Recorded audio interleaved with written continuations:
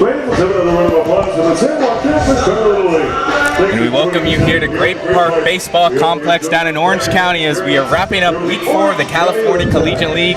The Conejo Oaks versus the Orange County Riptide, as the Oaks will make it to look 5 straight in this week and also continue an undefeated road record in this week as they look to get their 3rd road win of the season alongside Sammy Fawn. I'm Judo Kanyas. And Sammy, we got to go back to yesterday. It was a walk-off in the 11th inning, probably one of the more stranger walk-offs you're going to see, but the Oaks were able to get it done down in Ventura College, and now they are down here in Orange County to wrap up Week 4. What did you make of that performance, and how can the Oaks build off of it? Yeah, I mean, yesterday was a really scrappy game overall for both sides. Honestly, we saw some errors on both sides that cost both teams a lot of innings. You saw, I think, one of the big turning points, of course, you saw the Tyler Hawley 2-run home run in that 6th inning. Next time he came up in that bottom of the 8th, when the Riptide, they were ahead 4-3, and then Hawley hits a ball to short that should have ended the inning.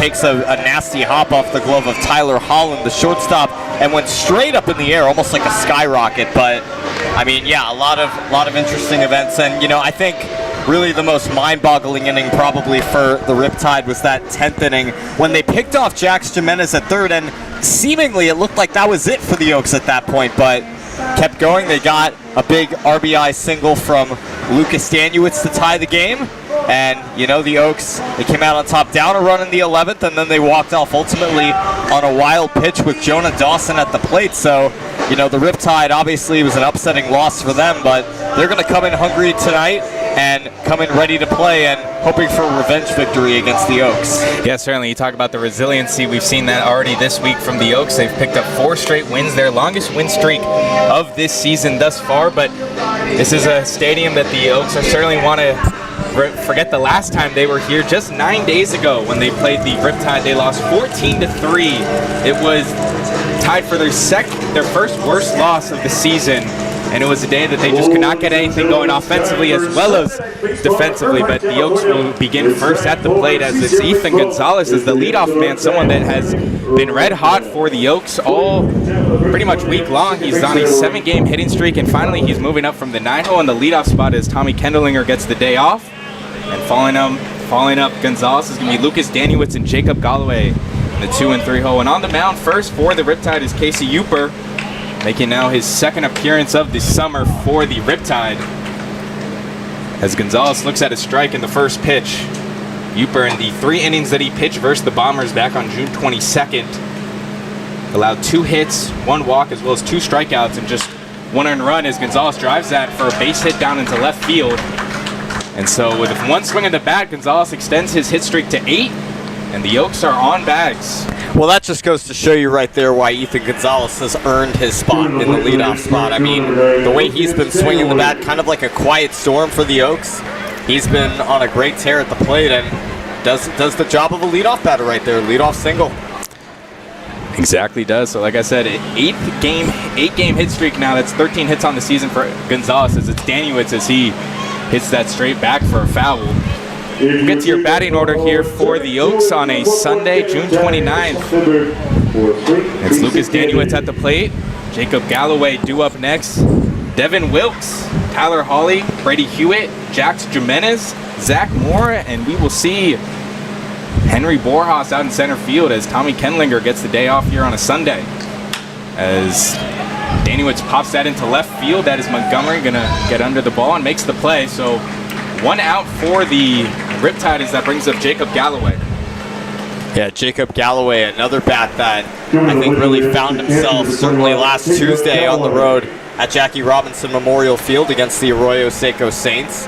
Hit that long 2-run home run to right center field that cleared the fence by seemingly a mile. And of course, the day after that, you saw Jax Jimenez go deep, but it's a good spot for him at the plate here. Well, it's been 3 home runs in total for the Oaks this week. They're now up to a season high of 5 home runs as a team, as each home run is owned to a different player. Like you said, Jacob Galloway, one of those home run owners. He's batting .275 on the season with 14 runs and 11 hits, which has him 4th on the team in hits. He's recorded a hit in the past 2 of 3 games. So he looks at a ball outside. We'll get to your defensive things for the Riptide here in the first inning, as it's 1 out, 2-0 count to Jacob Galloway. It's Jimmy Zakar behind the dish. Graham MacArthur at first base. Luke Johnson at second. Jake Evans at third. Candom Sauce at shortstop. And then in your outfield, left to right, it's Reed Montgomery, Carter Dance, and Bradley Navarro out in right. And it's funny, Dance actually made a pitching appearance yesterday in their loss versus the Oaks, but now he's out in center field, which he's shown as a two-way player at Georgetown. As Galloway takes a strike, it's a 3-1 count now. Yeah, Carter Dance, he did his fair share of damage against the Oaks as the starting designated hitter last week against the Oaks with that leadoff 2 RBI double in the first inning, and that's where, you know, the bats got started. Gonzalez goes off to second base as that's chopped to short, and Johnson's throw is in time. So it advances Gonzalez, but it's 2 outs now for the Riptide.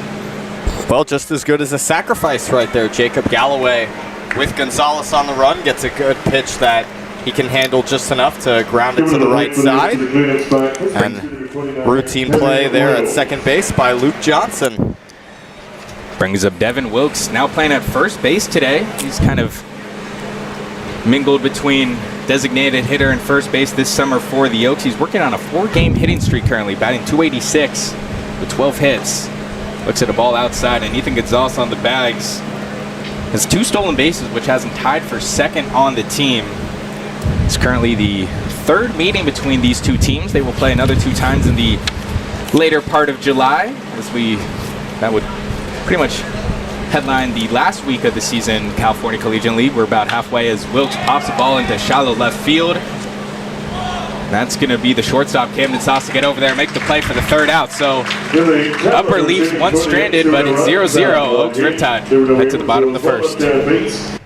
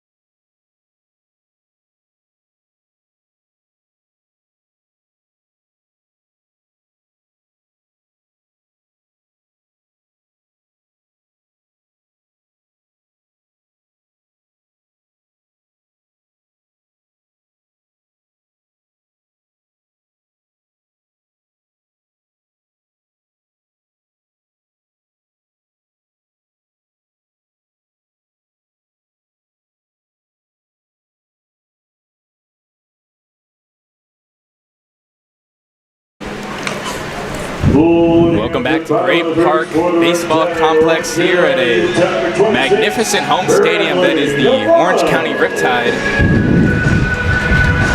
And getting things started for the Riptide is Bradley Navarro, who is the leadoff guy for the Riptide, the everyday right fielder, and he's been making a mark on this season. He is #1 in batting average at 457 runs with 12 and 21 hits, as well as 5 doubles out of those 21 hits. Has 1 home run on the season, and it's Cody Carson to get things started on the mound for the Oaks. As that's a ground ball to Gonzalez. Gonzalez going to retrieve it and throw it over to first in time to make the play, and that's one down for the Oaks. So one pitch, one out to get things started for offensively for the Riptide. That's going to bring up Jake Evans now, the shortstop, who did not appear in yesterday's loss versus the Oaks. And getting to the rest of your batting order for the Riptide, it's Carter Dance following up next, Grant MacArthur, Michael Espalmer, who we saw last time Sammy as a pitcher and was completely dominant on the mound. He's actually a DH today, making his first appearance at the plate, as that's in there for a strike across the plate. Following up Michael Espalmer is Luke Johnson, Reed Montgomery, Jimmy Zakar, and Candom Sauce at the 9-hole, as it's a 0-1 count. As Evans takes a ball outside and low, it's now 1-1. Yeah, Erspalmer was absolutely dominant in his outing against the Conejo Oaks, allowing just one run in that first inning on that sac fly after the triple from Galloway, or from Danuitz. It's a short chopper that's going to roll into center field for a base hit, as the Riptide get their first hit. And it goes to Jake Evans, bringing up now Carter Dance, who is out in center field today. He's batting .286 on the season, has 4 runs, 8 hits, which has him 5th on the team in hits, as well as 7 RBIs and 6 walks. And he's also one of 4 Riptide with a home run this season. And like I mentioned, Cody Carson on the mound for the 3rd time this season. It's his 2nd game started for the Oaks. As Danz takes a strike inside, and he's now making his 2nd consecutive start. It was June 22nd versus the Barons, in which he pitched 5 innings, allowed 6 hits, 2 strikeouts, 2 walks in the 22 batters he faced, as well as 2 earned runs. Looking for a little bit of a different result here versus the Riptide, as that's fouled straight back. Count now 0-2 to Danz. And we'll get to the defensive things for your Oaks. It's Jacob Galloway behind the dish, Devin Wilkes at first base, Ethan Gonzalez at 2nd, Tyler Hawley at 3rd, Zach Mora at short, and then left to right, it's Jack Jimenez, Henry Borjas, and Lucas Danuitz, man in the outfield. 0-2 count to Danz. Just chops that foul off to the right, still 0-2. Yeah, the last time the Riptide hosted the Oaks, I mentioned it was Danz who got it started with the RBI double. He singled later in that game. Came in yesterday in relief for Trey Seeley, who threw 4 perfect innings. The Oaks would score a run in the 5th. Carson checks at first, but Evans is able to slide back safely. And I'll say, Sammy, the thing that has been most impressive about the Oaks in this kind of 4-game winning streak has been their starting pitching. Their starting pitching has extremely dialed in the 18 innings, as that one is just hit over Carson's head. It's going to be slung to Gonzalez at 2nd. Turn it for 2. They do. It's a 6-4-3 double play to get out of the 1st inning. We'll head to the top of the 2nd. Still 0-0.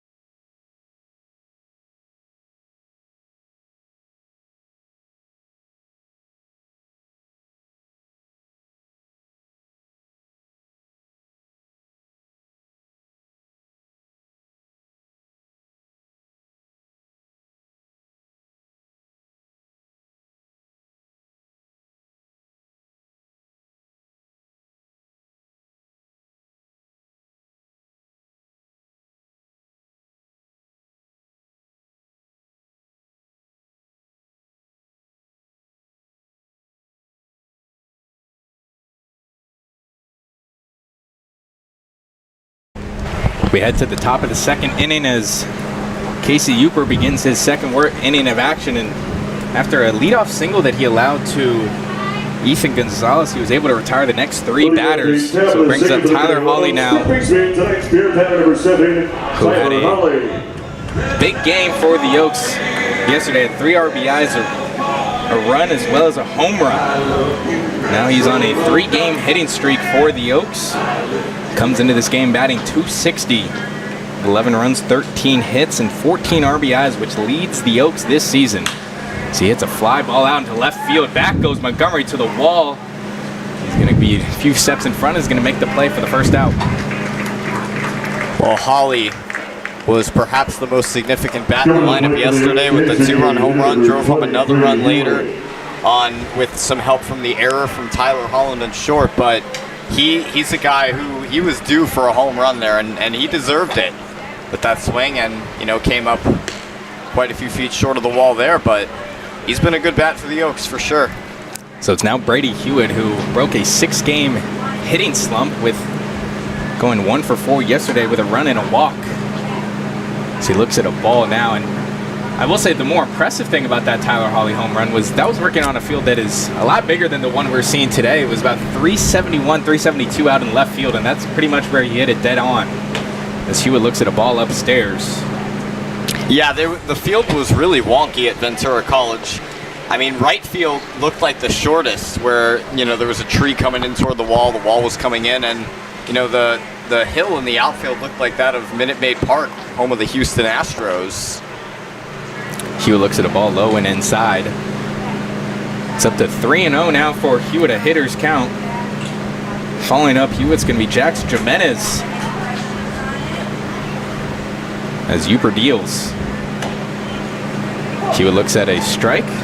Count now 3-1. So looking at the Oaks, just week that they've had, they've been 4-0, but 2 of those games have been road games.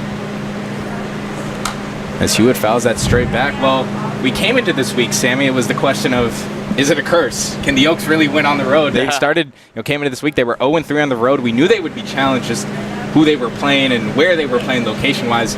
Many of the games away from George Sparky Anderson Field, and they've responded just well as they're 4-0 on the week. They defeated the Saints on Tuesday 4-1 as Hewitt looks at a ball upstairs for ball 4, and he'll take a walk. It'll be the first walk Uper has allowed today and his only second walk in his second appearance. Yeah, I mean, you think back to that walk-off upset loss the Oaks faced against the Barons. At that point, a lot of people might not have been sure if this curse was possible to break, but came up with a good win against the Saints. Couple of wins against them, one on the road and one at home. And another good win against the first-place Santa Barbara Foresters. As Jack Jimenez hits a fly ball out into left field, Montgomery's going to be able to get under it for the second out. And Hewitt will retreat back to first base. Casey Uper, a rising sophomore at Pepperdine, played his freshman year at UC Santa Barbara. He was a 3-year letter winner at University High School. Number 25, Zach Mora. Now brings up Zach Moore to the plate, who has kind of now found his role at shortstop whenever Hewitt kind of plays in the DH role, which he is playing today.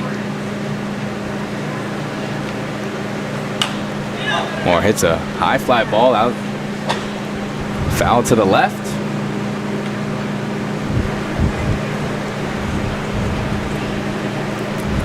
So yeah, going back to that game, the Oaks, it was also the first time the Oaks this season had gone to extra innings. And in fact, it took 2 extra innings for the Oaks to defeat the Riptide at the 11th inning. Yeah, ironic. The game seemed to be going very quick up until really that 5th or 6th inning.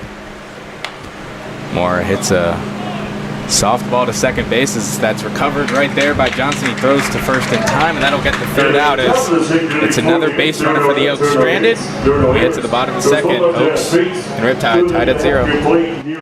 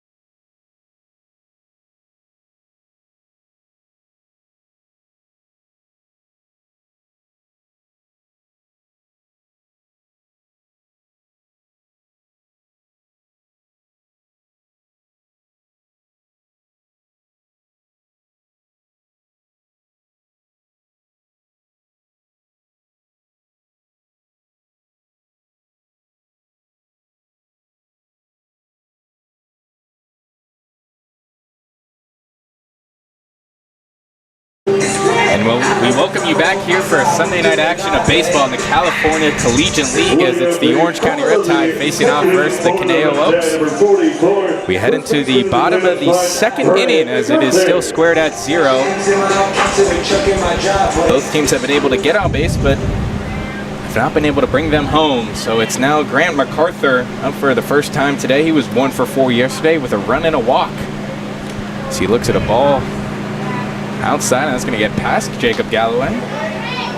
Grant MacArthur, a rising senior at UConn, previously played at the University of Hawaii in 2023, as well as before that, San Joaquin Delta College. This past season for UConn, played in 54 games, made 51 starts at first, as well as a designated hitter. He had 10 home runs and 10 doubles, drove home 45 runs. MacArthur looks at a strike, count now 2-1. Well, while the Oaks have been heating up in this week 4-0, the Riptide have taken a step back. They are 1-3 on the week as MacArthur lines a ground ball to short. Moore is going to get under it. The throw over there is well in time for the first out. Well, they started this week at home versus the San Diego Waves, and they ended up losing 11-2. And the San Diego Waves this season are only 2-4, so that was their second win of the season for the Waves. Then traveled to Compton, California, where they took on the Barons and lost 5-0. But they were able to pick up their first win of the week, beating the Blues 8-1 on Thursday. They took a trip up to Slow, and then lost 6-7 as Michael Ersbommer swings and misses. And we've already talked about it before, Sammy, but this was a guy that gave all sorts of troubles to the Oaks batting. Last time we saw him, as he looks at a ball just inside. A strike inside. Yeah, Ersbommer, I mean, he was nothing short of dominant against the Oaks. Very minimal damage. Now a ball inside, so count 1-2 to Ersbommer. Well, this is the first time he's making a plate appearance this summer for the Riptide. He's made 5 appearances for the Riptide. He has a 0.54 ERA as he looks at a ball high and outside. He has 19 strikeouts in 16 innings pitched, just 3 walks and 5 hits. He has a 2-0 record, and in that game versus the Oaks back on June 20th, pitched 4 innings, just allowed 1 run, 2 hits, and had 6 strikeouts. And he was a guy that got it started. He started in 2 out of the 4 games he's pitched, so now he's turning his talents to the plate as it's a 2-2 count. Looks at a ball low inside, now 3-2. Yeah, kind of ironic that he was not the pitcher of record for that game, because he certainly earned that title. The game was, just a 1-run game heading into the 5th inning. Takes a ball high and inside, so he'll take his first walk in his first plate appearance this summer. As it's a 1-out walk for the Riptide that will now bring up Luke Johnson, who was 3 for 4 yesterday with a run, an RBI, and a double. Comes in today batting .200 with 6 runs and 7 hits. And is 4th on the team with 5 RBIs. And I can't reiterate enough how just beautiful this stadium is here at the Grape Park Baseball Complex. It's definitely the nicest stadium we have seen in our summer so far, as that ball is a high fly ball back to the left as Holly goes back to the wall, searches for it, and is able to make the play. I'm sorry, that's Jimenez who makes the play back out there in left field. It took him a second to locate the ball, but was able to make the play at the last second. Yeah, that ball definitely had a lot of carry on it. Some really good wood for Luke Johnson. I thought maybe it had a chance, but just fell a little short of the wall, and Jimenez is able to haul it in, and that'll bring up Reed Montgomery. Reed Montgomery, the left fielder for the Riptide today. So it's 2 outs, a runner on first, which is Michael S. Ersbommer. Reed Montgomery batting .243 on this season. As he looks at a ball outside on his first pitch. Well, the pitcher record in that game actually went to Nathan Hellman, who kind of continued what Ersbommer did. He pitched only 3 innings, allowed 1 hit, had 7 strikeouts. regardless, I mean, I think you could have been co-wins right there as he looks at another ball outside. Now 2-0 to Montgomery. Yeah, and it's also really interesting considering the inning limits that pitchers have based on, rules from their coaches and their teams. I mean, you saw Trey Seeley pitch 4 perfect innings and then get lifted yesterday. Another ball outside. It's now 3-0 as Montgomery this season 4th on the team with 9 hits, but leads the team with 9 RBIs. Also has 1 home run to his name.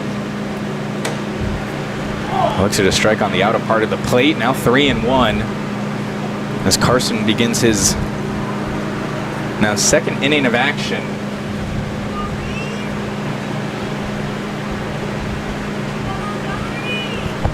So the 3-1 pitch here from Carson.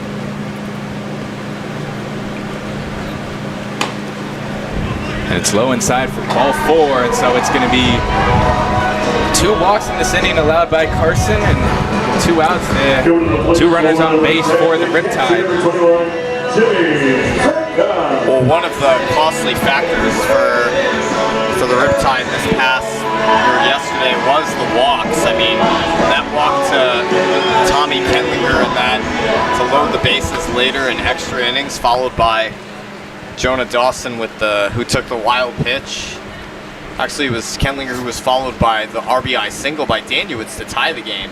And that was right after the Jax Jimenez pickoff.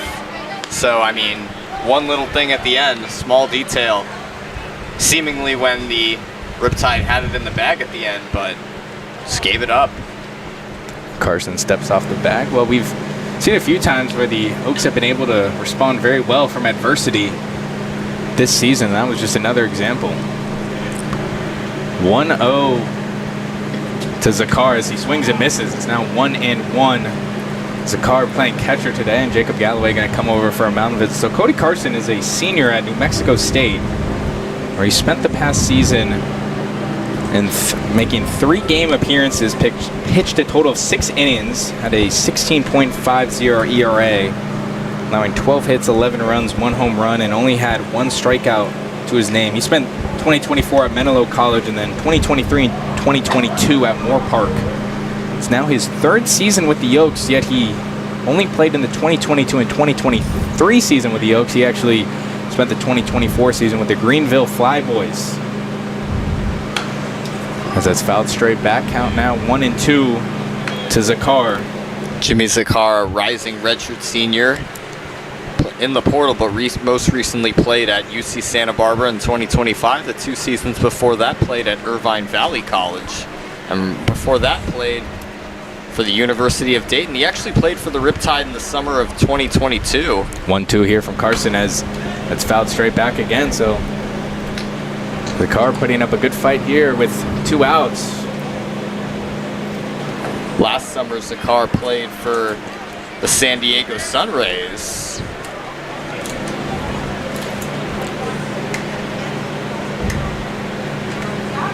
Here comes the payoff from Carson. It's low for a... Oh, I apologize. It hit Zakar. So it's going to be a hit pitch there from Cody Carson. It's going to load the base. 2 outs for the Riptide. They'll bring the bottom of the order, Camden Sauce, who was 2 for 5 yesterday with 3 strikeouts, and as well as a caught stealing in the 7th inning. Yeah, that caught stealing with, Galloway's or Vasquez's throw to second.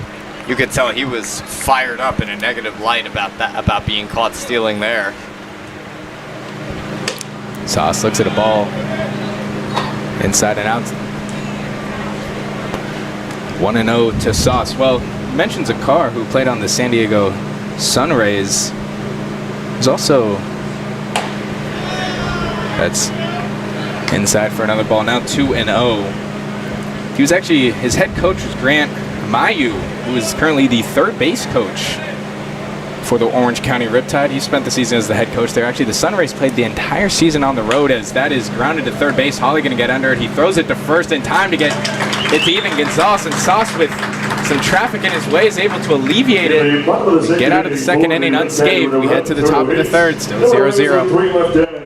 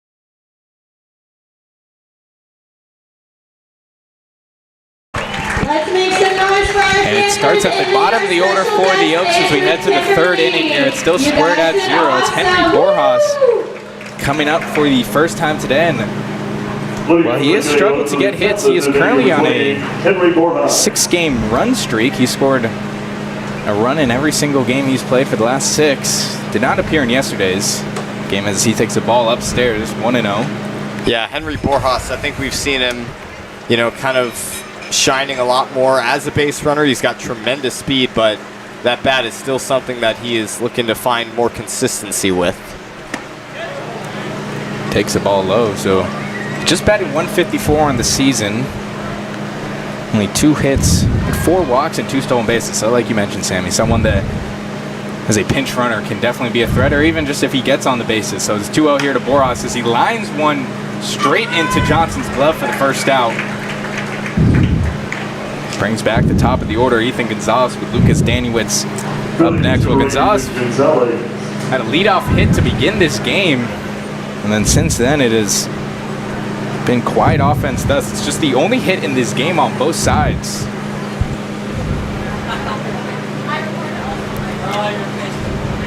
Ethan Gonzalez, a senior at Cal State Los Angeles from Moore Park, California, as he drives one into center field for a base hit. He's starting the day 2-2, and that hot bat continues on a Sunday night. Boy, Ethan Gonzalez swinging a hot stick. He is cool as a cucumber at the plate, and saw him get a pitch, and you know, he liked that first pitch right away and just banged it right up the middle, right in between Sauce and Johnson, and gets himself another hit. Yeah, when you're in the rhythm and you're feeling it, you think you can hit a home run every time, as Daniewicz takes a strike. 0-1. Here's a guy that has home run power. We have not seen him go deep this summer. Takes a strike inside now. 0-2 to Daniewicz. So the Riptide at home are 7-5 coming into today's match. As Daniewicz gets one over the head of Johnson, Gonzalez is going to move to second, and it's a base hit. As that's now a hit in the last 4 games.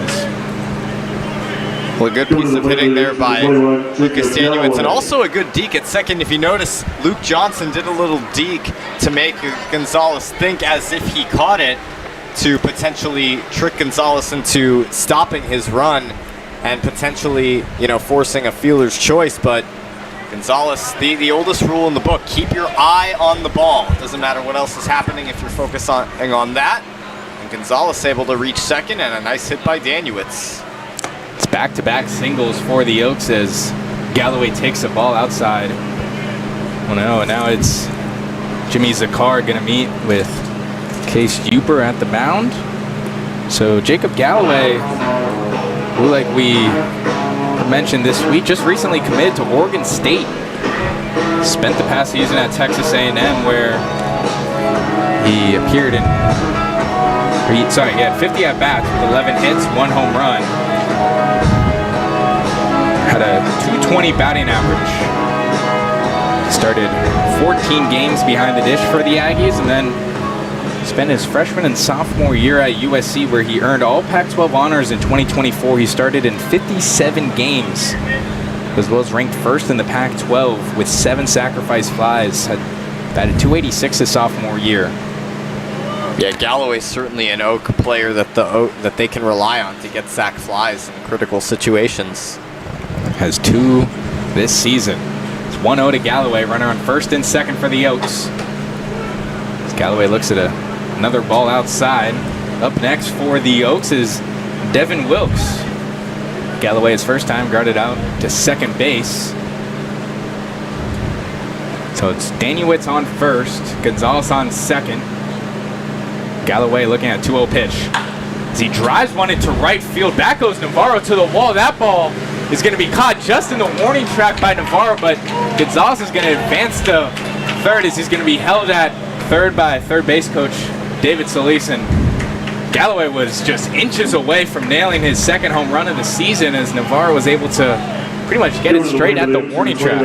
Yeah, with how far, fast, and loud that ball was hit, I thought that certainly had a chance to get out of here. And nice running catch. Got to give credit to Navarro there. And of course, Gonzalez realizing that ball's plenty deep enough for him to tag the third, let alone potentially go home. He was held, but you could hear Riptide's bench yelling 4-4-4 just to be on alert for Gonzalez to potentially go. But first and third with 2 outs. Another guy with home run power at the plate is Devin Wilkes. So runners at the corner for the Oaks. As Wilkes drives one into right field for a base hit. Home comes Gonzalez. And it's an RBI single for Devin Wilkes, who is now up to 9 RBIs on the season, and that gets the first run of the game, and it goes to the Oaks 1-0. Well, Wilkes certainly wasting no time right there. Saw a pitch that he likes, hanging over the middle of the plate, and he absolutely rips that one to right field, and Danuitz had to hold for a second to make sure it didn't hit him.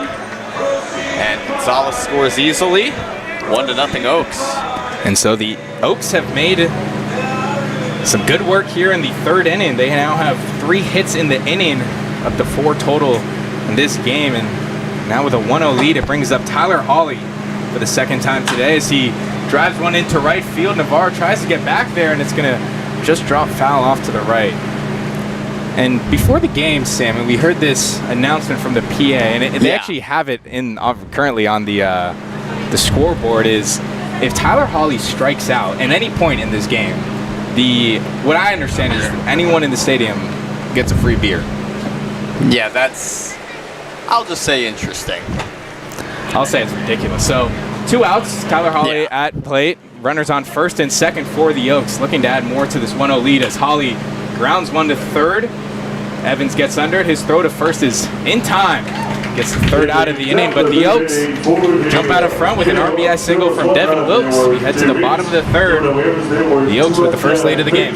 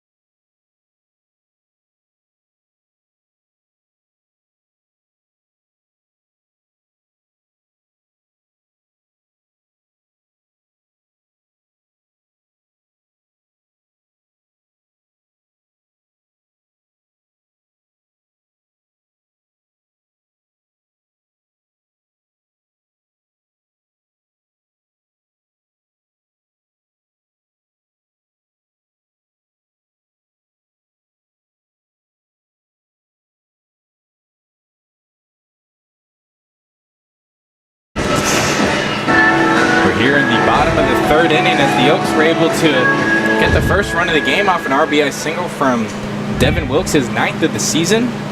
Brings the top of the order for the Riptide as it's Bradley Navarro for the second time today. He grounded out to second base.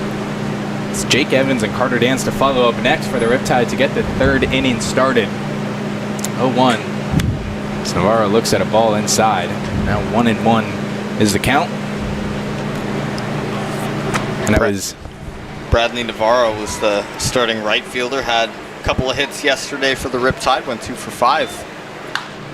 And that's grounded to first base. Devin Wilkes is able to get under it and jogs over to the bag to get the first out. 1 down. Devin Wilkes getting his first start at first base in 3 games. We saw Tyler Holly get the start at first base in the last couple of games, and he's done well there as well. It's now Jake Evans, who is 1 for 1 on the day, but was part of the double play to end the first inning that Carter Dance hit into a 6-4-3. As he looks at a ball inside, 1-0. Well, Evans, the only Riptide thus far with a hit as we've gone through the order now just once. It's a 1-0 count. Evans takes a strikeout in the outer part of the zone. Well, like I was mentioning a little bit earlier, was just how the starting pitching has really improved this week for the Oaks. And 18 total innings pitched. They've just allowed 3 earned runs as that's chopped to third. Holly's going to charge towards it. He's throwing to first well in time for the second out. Well, actually, they do a power rankings for the California Collegiate League. And the Oaks coming into this week were ranked at 4. And, you know, it was one of the critiques that they had written here as they had a 4.68 ERA mark after week 3. So the starting pitching has really stepped up for the Oaks, and I think what makes it so good is then you can, you know, your relief pitchers don't have to come in and basically pitch a perfect game, and your batters also don't have to work back from a significant lead, or I should say deficit. Yeah, Trey Seeley was, his 4 innings were perfect. I wonder, it's interesting to see or think about what would have happened had he stayed in there, and you know, who knows why specifically he came out, but you could have had a reason to do with just pitching number eligibility, hitting eligibility. Yeah, we've seen that already a few times this season. It's 1-1 to Evans. Swing and a miss, 1-2. So 2 outs here for the Oaks. And Cody Carson, that one his 3rd appearance, has made good work. Still yet to have a strikeout, but the combination of defense and Carson have held the Riptide to just 1 hit as Evans rips that into Wilkes' glove. He's going to walk onto the bag again for the 3rd out, and so it's a 1-2-3 inning as we head to the top of the 4th. The Oaks ahead 1-0.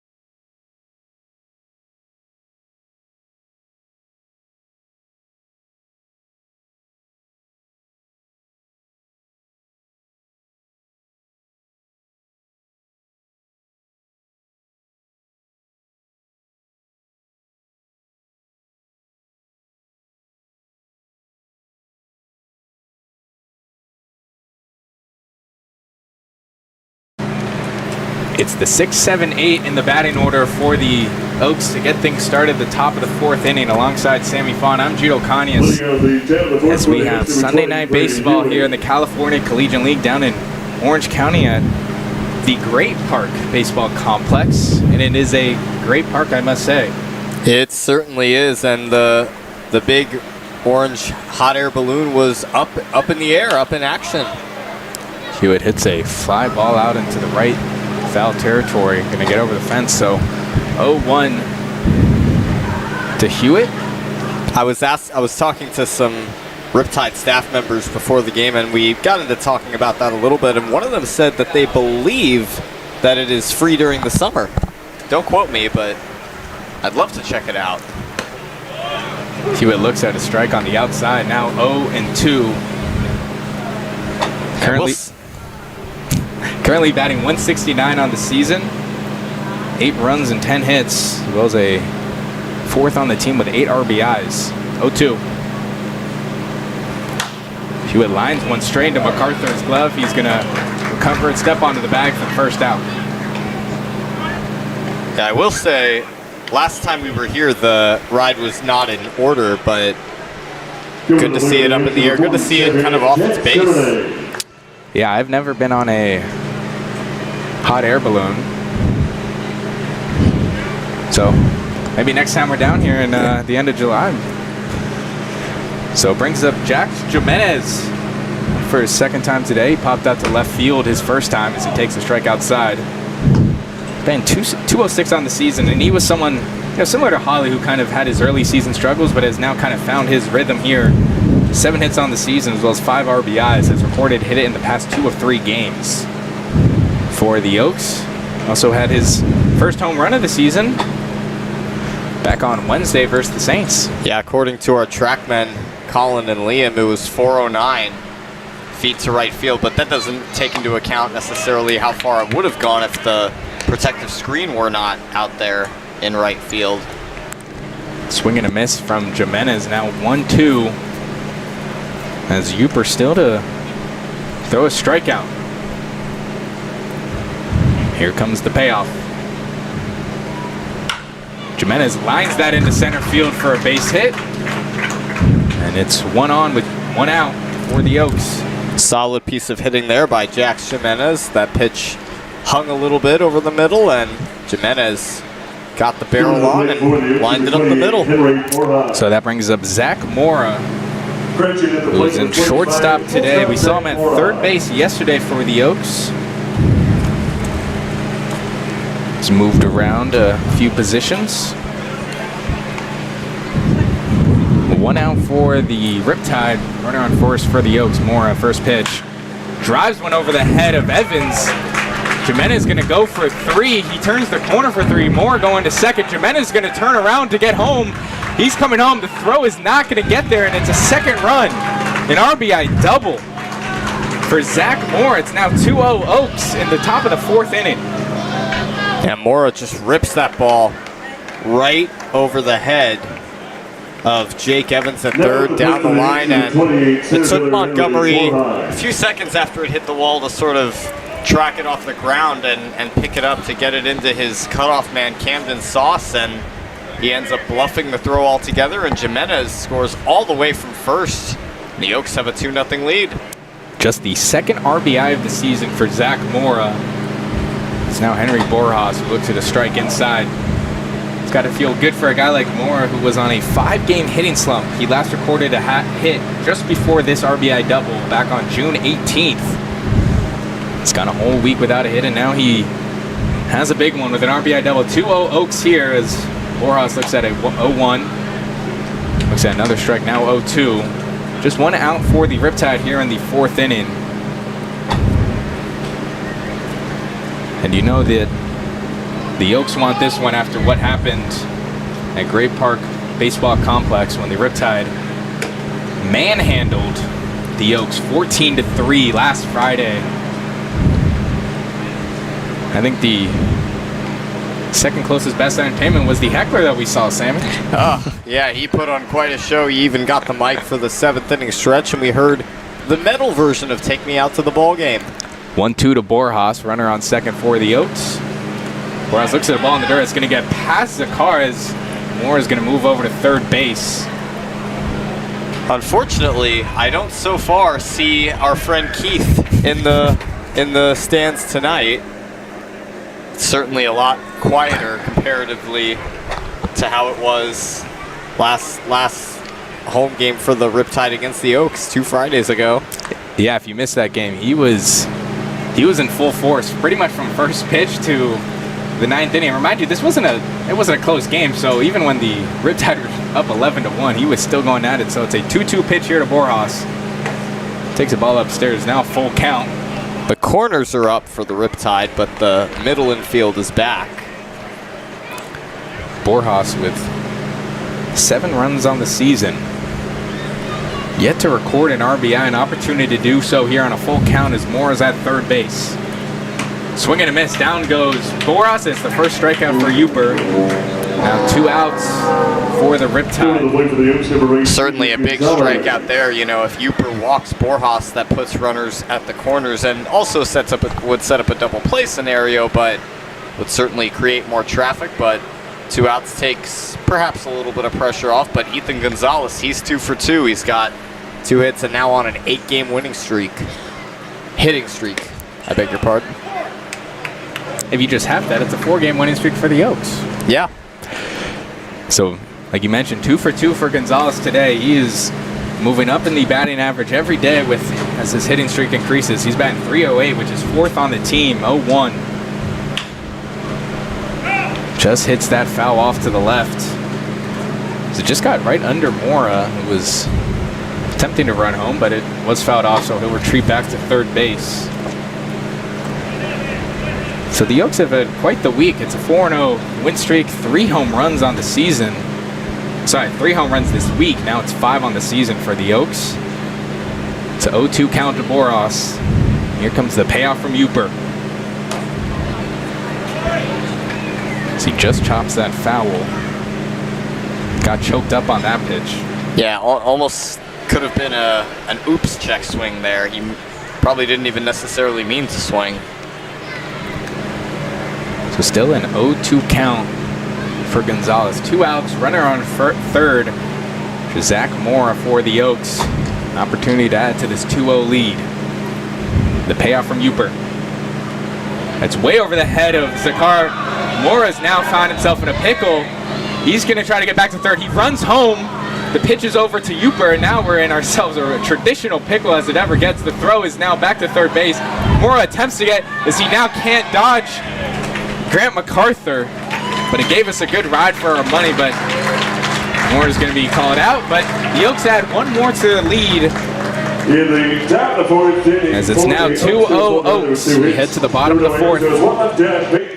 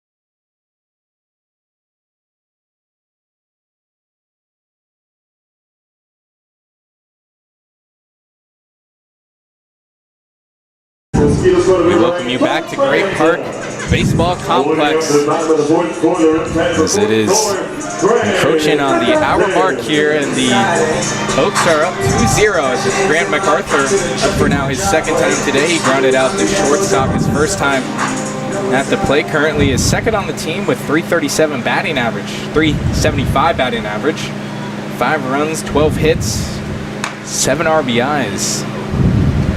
So he fouls that off, now 0-1. And Cody Carson remains on the mound for his 4th inning of action. Well, he has yet to record a strikeout, but he did retire the side back in the 3rd inning. As that's driven to third base, Holly backhands it. Throw on the run to first is in time. And a great defensive play right there by Holly to get the first out. Beautiful play by Tyler Holly at third. One for him to pick it on the receiving end. His momentum took him outside the third base line and had to make an off-balance throw, and incredibly accurate considering how off-balance he was, and a nice pick on the other end by Devin Wilkes at first. You can, having been in the designated hitter spot the last 2 games, he misses first base. Michael Ersbaumer up for the 2nd time today. He walked his first plate appearance. So he looks at a fastball strike. Well, Cody Carson, like we mentioned, he's now retired 5 straight batters between the last 3 innings. Looking to get his first strikeout as Ersbaumer fouls that off left. An opportunity to do so with an 0-2 count now.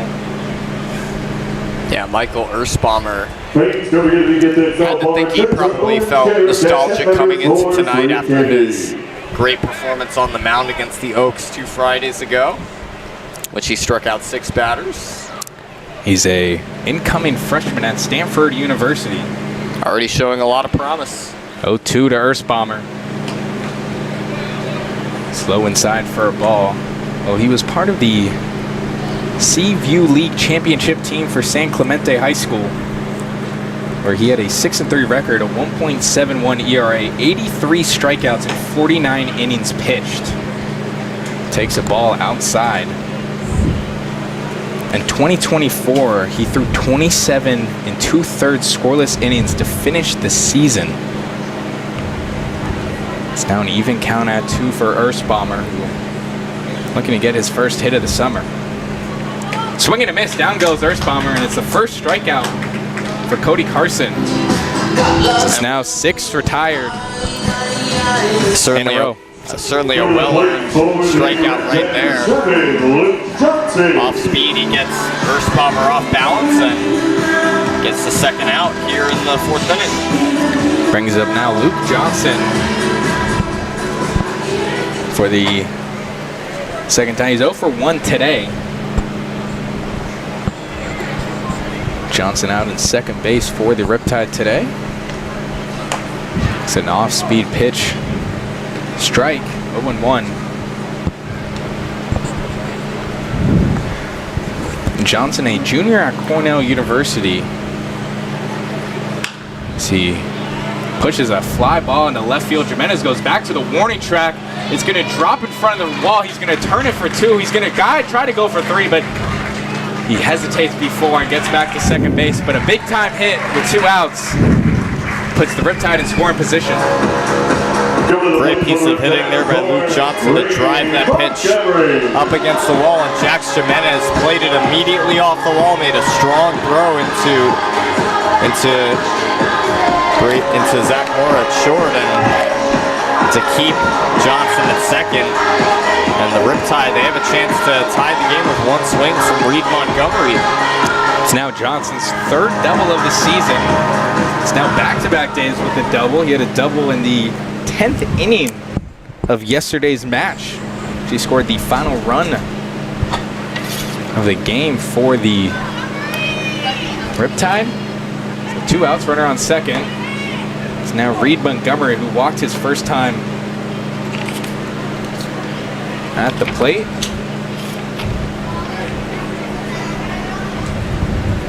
Oh, 0-1 to Montgomery. As Carson looks to deal.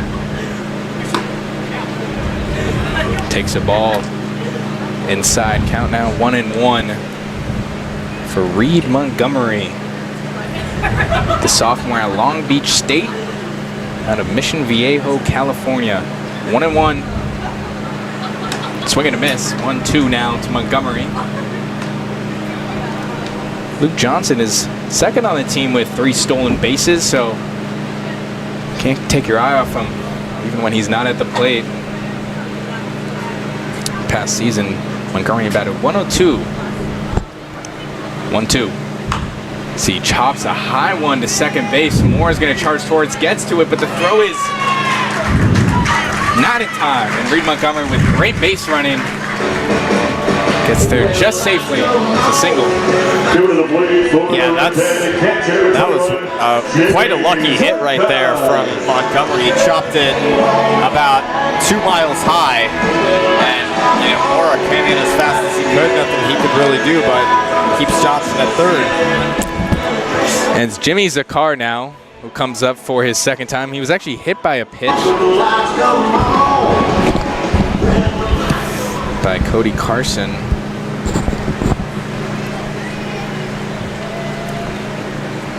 So runners at the corner for the Riptide. It's outside for a ball. Real opportunity for the Riptide to close the deficit. The Oaks leading 2-0 here in the bottom of the 4th inning. Zakar hits a fly ball into right field. That's going to drop for a base hit. Home comes Johnson. The throw not made at third, so it's an RBI single from Jimmy Zakar. The second of the season. It's only now 2-1 Oaks. Well, good piece of hitting there by Zakar. Just found a hole with that boom shot to right field. And Reed Montgomery with great base running, especially with 2 outs, able to go from first to third. And the Riptide, this is anybody's game. They're in this one for sure. Brings up Camden Sauce. 0 for 1 on the day. So runners still at the corners for the Riptide. Reed Montgomery at third. Jimmy Zakar at first as that one's chopped to third. Holly's going to charge under it. His throw in first is in time. So Carson just gets out of the inning, allowing 1 run. As the Oaks deficit lead is now just 2-1. We at the top of the 5th inning.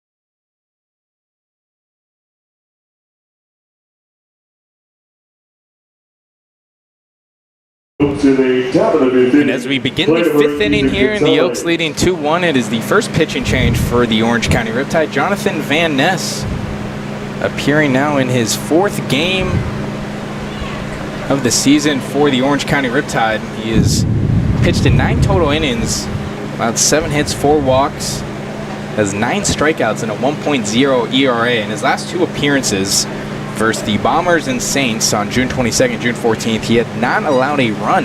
He's only allowed 1 run this season and was all the way back on June 8th.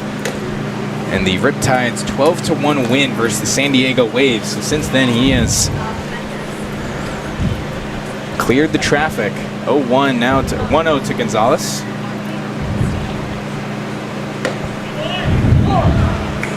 Looks at a strike outside, and well, Gonzalez, last time he was at the plate, it was Mora who actually got the final out as he found himself in a pickle between third and home plate as he attempted to make the run home. Gonzalez looks at a ball upstairs. It's now 2-1. Jonathan Van Ness, a sophomore at Belmont University. Past season, he appeared in 20 games, had an 0-1 record, pitching 24.1 innings. This 9.62 ERA as Gonzalez swings and misses. Count now even at 2. Van Ness struck out 31 batters this past season, held batters to a .333 batting average. And yeah, to your point, it was the Riptide. They got lucky at the end of that, at the end of the 4th inning with that ball that got to the backstop. It had enough momentum going against the backstop that it went just straight back to Zakar, and Mora, he recognized it immediately. Had he kept going on that one single run, you know, Zakar would have just tagged him, but got caught in a rundown, but did not survive. Gonzalez looks at another ball on a full count. Now he'll take his walk to first, so he's 2 for 2 on the day and now has a walk to go on top of that.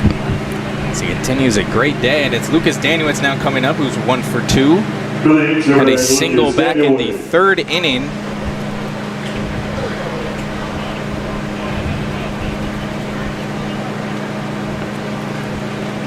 Currently leads the team with 17 hits on the season, batting .298. Looks at a ball outside. He also leads the team with triples. So he has 2.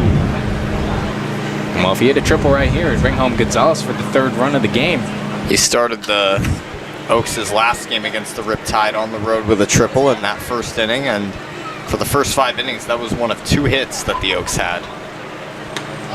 Daniewicz looks at a ball way upstairs, and it's going to prompt a mound visit from Jimmy Zakar. He's now going to meet for the first time with Jonathan Van Ness, who his brother Jack Van Ness played at Anderson University in South Carolina, and while his brother was actually awarded the Athlete of the Year by the Fellowship of Christian Athletes here in Orange County back in 2024. So multiple Orange County connections as Zakar gives his, reassures his pitcher Van Ness, heads back to the home plate. It's 2-0 to Daniewicz. Daniewicz was 1st team All-SCIAC and 3rd team All-Region this past season at Cal-Lu, had 2 home runs. The 2-0 to Daniewicz as it's a check at first. Gonzalez slides back safely. Yeah, Jonathan Van Ness, for high school, attended Christian Academy of Knoxville. Was named Tennessee All-State and District Pitcher of the Year. Daniewicz looks at another ball upstairs. It's 3 straight balls from Van Ness. It's 3-0. So the Oaks lead here 2-1. It was a 1-run bottom of the 4th inning. Made it just a 1-run game here off the RBI single from Jimmy Zakar. It's upstairs for ball 4. A 4-pitch walk to Daniewicz, as it's now 2 straight walks to begin the 5th inning. Yeah, not an ideal start in a relief appearance for Van Ness. And, you know, those walks, as small as they may seem, they can really come back to bite you as a pitcher. And out to the mound goes Brian Evans, the head coach for the Riptide. This is his 1st season as the head coach. He was the pitching coach for the last couple seasons. He's also the pitching coach currently at Golden West College. He has major league experience. He began his playing days at Tesoro High School, where he holds the record for overall wins, was named Pacific Coast League Player of the Year, and then spent 2 seasons at UC Davis from 2006 and 2007. Drafted by the Florida Marlins in the 14th round, the 148th overall pick of the In the 2008 MLB draft, he spent 11 seasons in the minors, going between the Colorado Rockies and Seattle Mariners organization, as well as playing 6 seasons foreign. He won the Caribbean World Series with Mexico back in 2013 and also won the best starting pitcher in the 2018 Caribbean World Series. So as we know, baseball is not just a domestic game, it is a global game. So Jacob Galloway now at the plate. He's 0 for 2 on the day, but he certainly has home run power. He already hit 1 this week back versus the Saints on Tuesday. His runners on first and second for the Oaks as Galloway looks at a strike outside. As looks like the pitching visit was able to reassure the confidence of Jonathan Van Ness. It's 0-1 to Galloway. It's Lucas Daniewicz on first. Ethan Gonzalez on second base. 0-1. Galloway goes for the bunt, but it's it straight back. Devin Wilkes up next. Still 0 outs here for the Riptide. So the Oaks opened the scoring off an RBI single from Devin Wilkes back in the 3rd inning that brought home Ethan Gonzalez. And then Zach Mora had an RBI double, just his 2nd of the season, to bring home Jax Jimenez, which is now just the 1 run separating a 2-1 lead for the Oaks. Galloway chops that to short. Sauce is going to pitch it over to Johnson. The throw to first is in time for the double play. A 6-4-3 double play. Just like that, it's 2 outs. Bringing up Devin Wilkes. Yeah, that ball not hit terribly hard by Galloway, but as a catcher, you know, catcher's not known to have much speed, so kind of a disadvantage for Galloway there. And Sauce able to take his time, flip to Johnson, and Johnson firing a strike to Grant MacArthur, taking his time as well. So brings up Devin Wilkes, 1 for 2 on the day as he chops one to first base. As that's going to get in for a base hit, and it's going to bring home Ethan Gonzalez now for the 2nd time today. So 2 RBIs, 2 singles for Wilkes. Now has the Oaks 3-1 lead. Yeah, great hitting there by Wilkes. His 2nd consecutive RBI single, responsible for 2 of the 3 RBIs for the Conejo Oaks. And, you know, he's a bat that the Oaks love to see in the lineup and love to see him stay consistent. So with 2 outs, the Oaks have now increased their lead to 2 runs. It's 3-1 as Tyler Hawley comes back up to the plate. He's 0 for 2 on the day. Flew out to left field and grounded out to short in his plate appearances. He looks at a ball outside. Hawley currently batting .260 on the season. He's looking to extend what is right now a 3-game hitting streak entering today's matchup. 1-0. Hawley hits that foul off to the left. And I don't mean to harp on it, but I think, like we already talked about, I think it's ridiculous that they pretty much pick a random player on the visiting team and say, well, if he strikes out, you all get beer. And they don't even do that in the major leagues. And I think if I saw that in the major leagues, I would even think it was low of a major league team to do it, as swings and misses now 1 and 2. I agree. Yeah, and you know, in the major leagues they have, if the Reds get 10 strikeouts, then a free jumbo jack, you know, or the Dodgers have that. But yeah, outing specific players for that, I mean, that's just not my thing. So the 1-2 here to Hawley. Van Ness looking for his first strikeout. It's upstairs for a ball now, 2-2.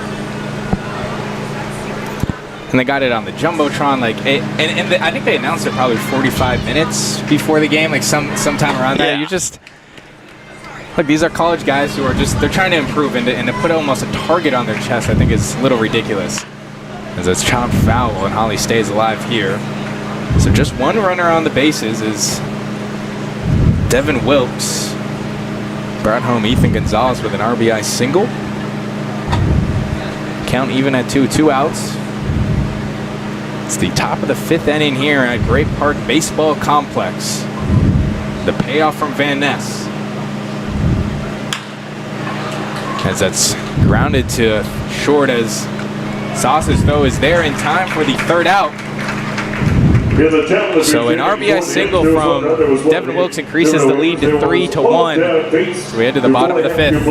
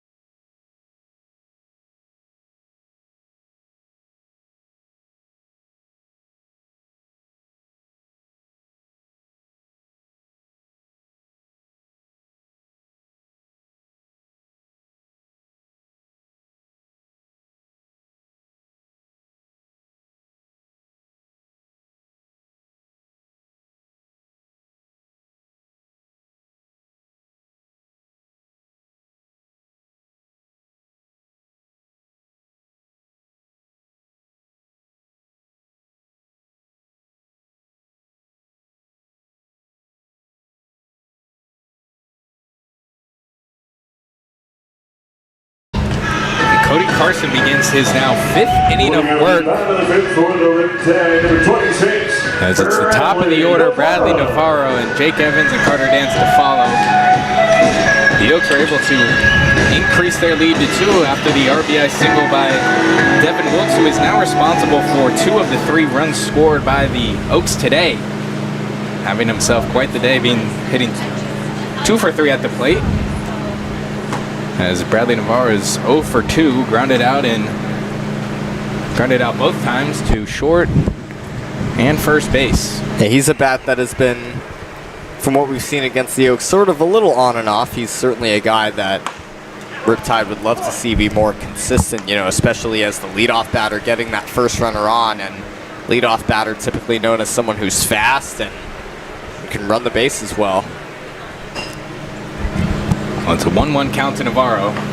Looks at a ball outside. Well, yeah, I mean, it's the consistency, but he's also been one of the better players for the Riptide all season long. So it's just finding that rhythm. He's currently a junior he's an incoming junior to Utah University. Spent 2025 with Cypress.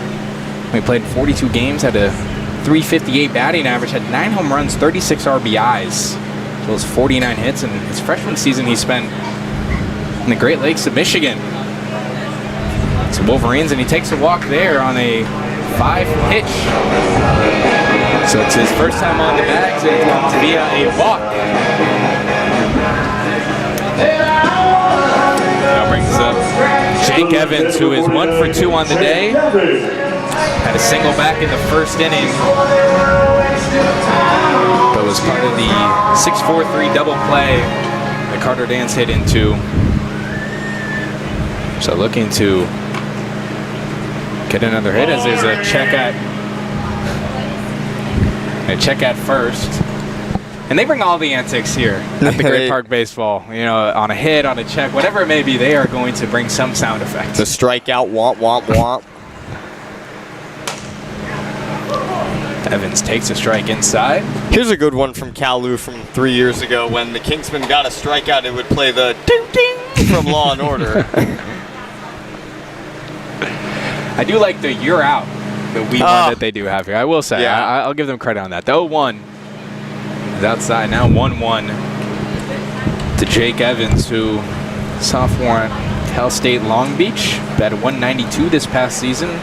Started in 27 of the 33 games he appeared, had 19 hits, 12 runs, 13 RBIs. The 1-1 to Evans.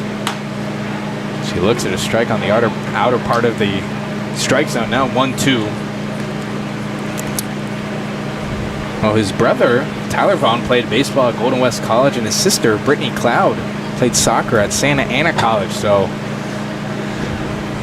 athletics run in the family, as it's a 1-2 count to Jake Evans. As he chops one just gets past Moore at the shortstop, and it's going to be a base hit. As it's back-to-back hits, or sorry, just a hit and a walk to start things for the Riptide in the 5th inning. Riptide certainly in some business to give themselves the best chance to score, and now they've got Carter Dance at the plate representing the go-ahead run, and getting those first 2 runners on, especially runners who can run well, it sets up the power hitters well to just get base hits to the outfield to drive them home. So 2 on, 0 outs. Brings up Carter Dance. Was 0 for 2 on the day, grounded into a double play his first time, and grounded out to first base. As a check at first. A check at second. Everybody. Good morning, everyone. I believe that was the PA announcer. That was, and it's now the first pitch here to Dance. As he chomps one, and Gonzalez is not able to get over there as it now loads the bases on a base hit from Carter Dance, and a good try by Gonzalez, just couldn't get it there in time. And so back-to-back singles now has bases loaded for the Riptide, and it brings up Grant MacArthur. Yeah, perfect situation here for Grant MacArthur. Bases loaded, nobody out. A chance to give the Riptide a 2-run lead with 1 swing of the bat. But if you're MacArthur, you gotta be thinking, okay, just gotta get at least 1 run home. His 12 hits on the season, 2 of those being doubles. Looks at a strike on the outside, 0-1. So Carson finding himself in traffic. Still 0 outs for the Oaks in the bottom of the 5th inning. They lead 3-1. And that's going to hit MacArthur in the left shoulder as he well in some pain, but that's going to bring home now the 2nd run of the day for the Riptide. It's Bradley Navarro. All he has to do is trot over and touch home plate, and just now back to a 1-run lead for the Oaks. And that was a fastball straight to the bicep, the left bicep of Grant MacArthur. Yeah, I mean, arm protection certainly comes in handy there. I know what it's like to get hit on the arm by a blazing fastball with no arm protection. I have been down that road before. Out to the mound goes Scott Rudinsky, the pitching coach for the Oaks. It's now only the 3rd run allowed of the season for Cody Carson. It's a short visit from Scott Rudinsky. It's a 4th run, apologize. 4th run now Cody Carson has allowed this season. Give her the plate for the Riptide, number 14, Michael Ersbaumer. Brings up Michael Ersbaumer, who is 0 for 1 on the day with a strikeout and a walk. Like we mentioned, he's been the Friday night ace for the Riptide, so he's seen some action at the plate today for the Riptide. Bases loaded. Ersbaumer checks his swing, but is going to foul off to the left. So now just a 1-run game in the bottom of the 5th inning. The Oaks ahead 3-2.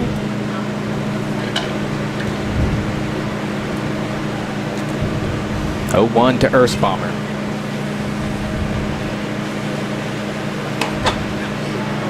Hits the outer part of the strike zone for strike 2. Now 0-2. Big spot here, still bases loaded, nobody out. Already 1 run home on the bases loaded hit by pitch. It's in the dirt for a ball, 1-2 now.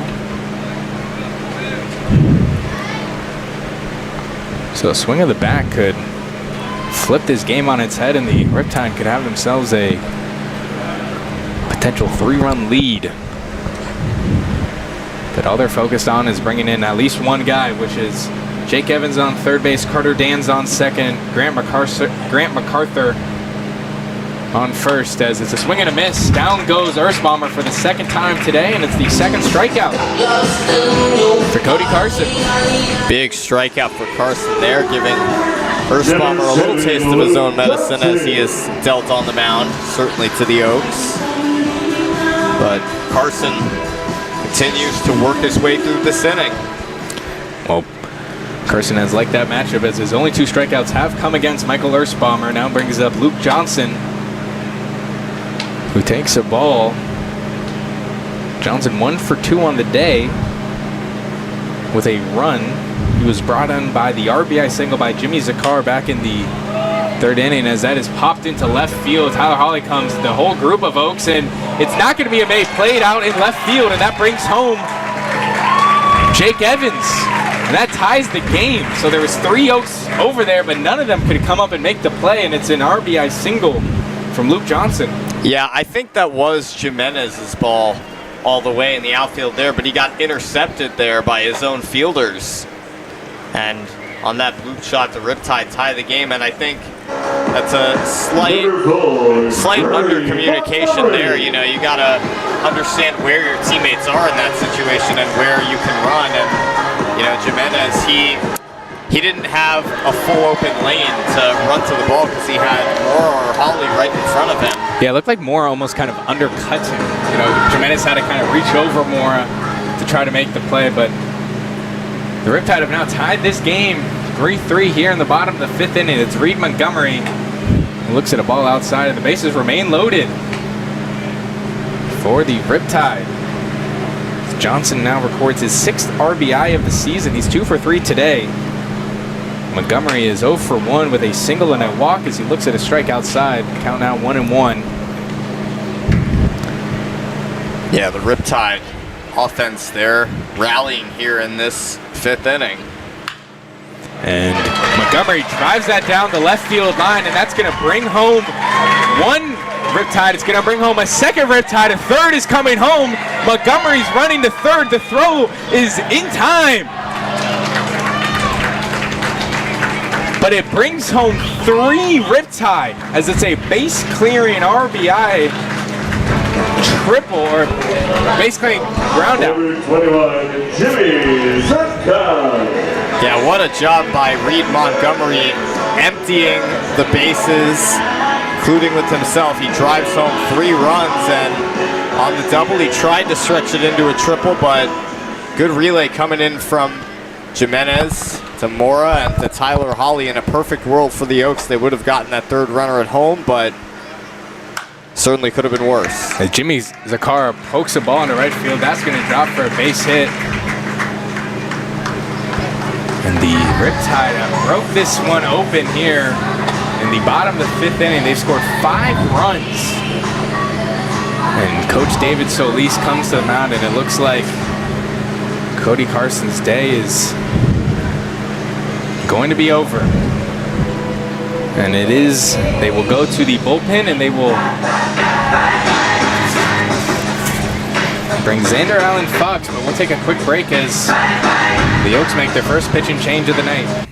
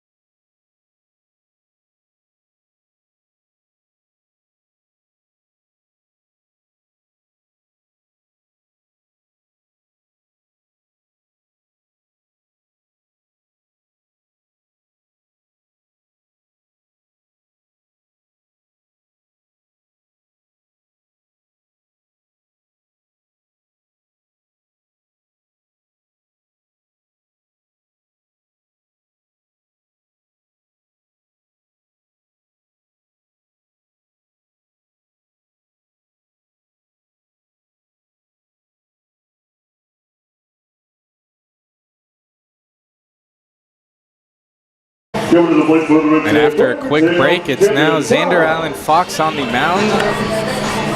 For his 6th appearance this summer, he's pitched in 6 innings, 5 hits, 4 walks, and only 3 strikeouts. Has allowed 4 earned runs out of 7 runs in total. Now brings up Camden Sauce, as Jimmy Zakar is on first base after his single into right field.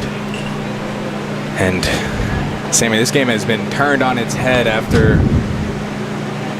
the RBI base clearing double from Reed Montgomery.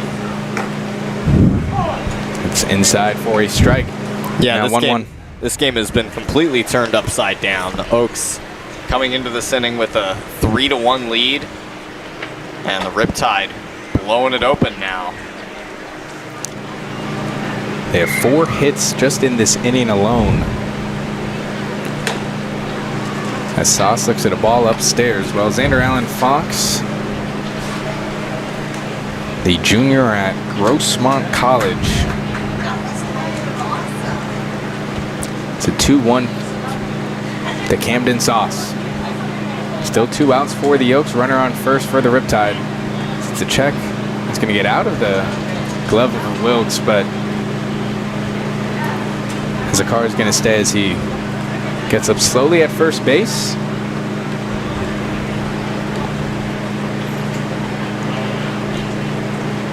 And Cody Carson coming into that 4th inning had pitched a relatively strong game, just allowing 1 run. Sauce lines a fly ball out into center field as Borjas gets under it for the 3rd out, but not before a explosive bottom of the 5th inning where the Riptide score 4-1, and they now take the first lead of the game 6-3. We head to the top of the 6th as the Oaks will try to respond.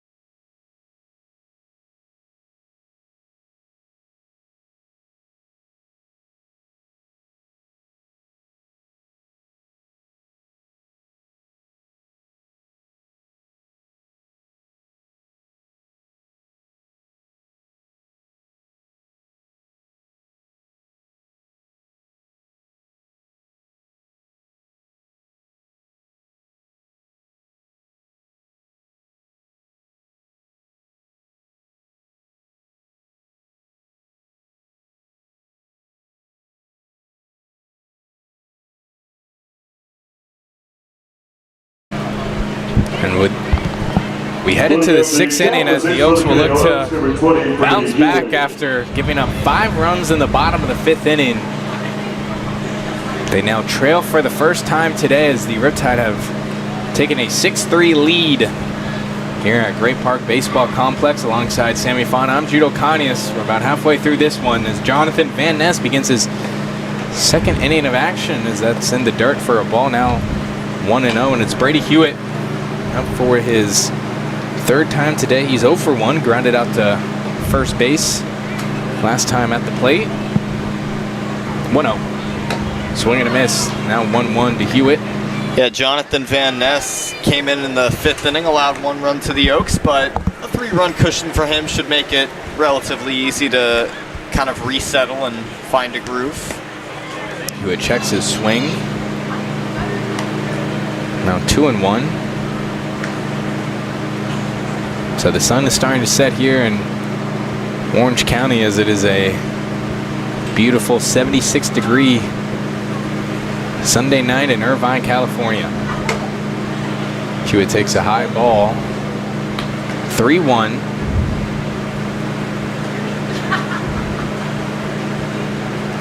Hewitt, just one of the few players who is just graduated from high school. Hewitt lines one to second base. Johnson gets under it, pitches it over to first. One down for the Riptide. Brings up Jax Jimenez. The noise has certainly come alive in the Orange County Riptide faithful. Stands certainly a very vocal young audience. So Jax Jimenez, for his third time, he's 1 for 2 on the day. He has a run. She was brought in on the RBI double by Zach Mora, who was due up next as Jimenez fouls that off to the right. Well, it is, if my memory serves me correct, it's one of the first times we've seen this week the Oaks trailing in a game. They have pretty much led every game they have been in this week.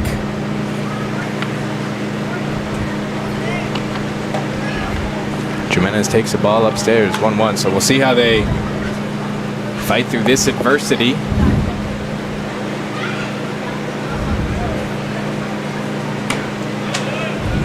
Jimenez takes a strike inside, now 1-2. Yeah, I mean, kind of a similar dynamic that we saw the last time the Riptide hosted the Oaks, where Riptide, gave up a run in the first inning. Oaks started out in the lead, and then the Riptide, when they came out back on top of the lead, that of course they never looked back that first time, but it was hugely substantial. 2-2 to Jimenez. She pushes a fly ball out to left. Montgomery makes the dive and grab to get the second out. Boy, that is a great play out there in left field by Montgomery. You saw it kind of curving in and forward, and Montgomery just lays out, and sort of an easier play in the sense that the ball was hit to his glove side, so he didn't really have to move his glove so much. But just a great athletic play all around by Montgomery. This brings up Zach Mora now. 1 for 2 on the day. So he looked at the ball way outside. Now 1-0. But yeah, you go back to that game versus the Riptide back on June 20th. It was actually that 5th inning too that they scored their first 2 innings of 5 runs. They scored back-to-back 5 runs in the 5th and the 6th as Mora looks at a strike inside. Now 1-1.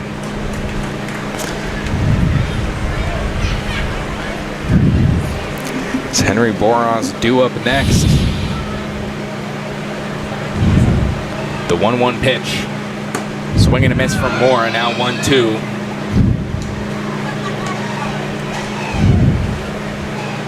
The Riptide, one-time CCL champions back in 2017. It was actually just 2 years after they were founded in 2015.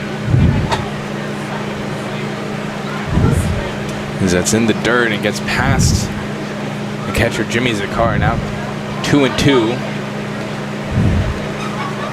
Well, they have 5 MLB alumni, and 4 of those 5 were part of that 2017 team. In fact, Dominique Fletcher, who was their outfielder back in 2017, also received the CCL MVP honors in 2017. Spent the 2024 season with the White Sox. It's a 2-2 count to Mora. Looks at a off-speed pitch inside for a ball. It's up to a full count.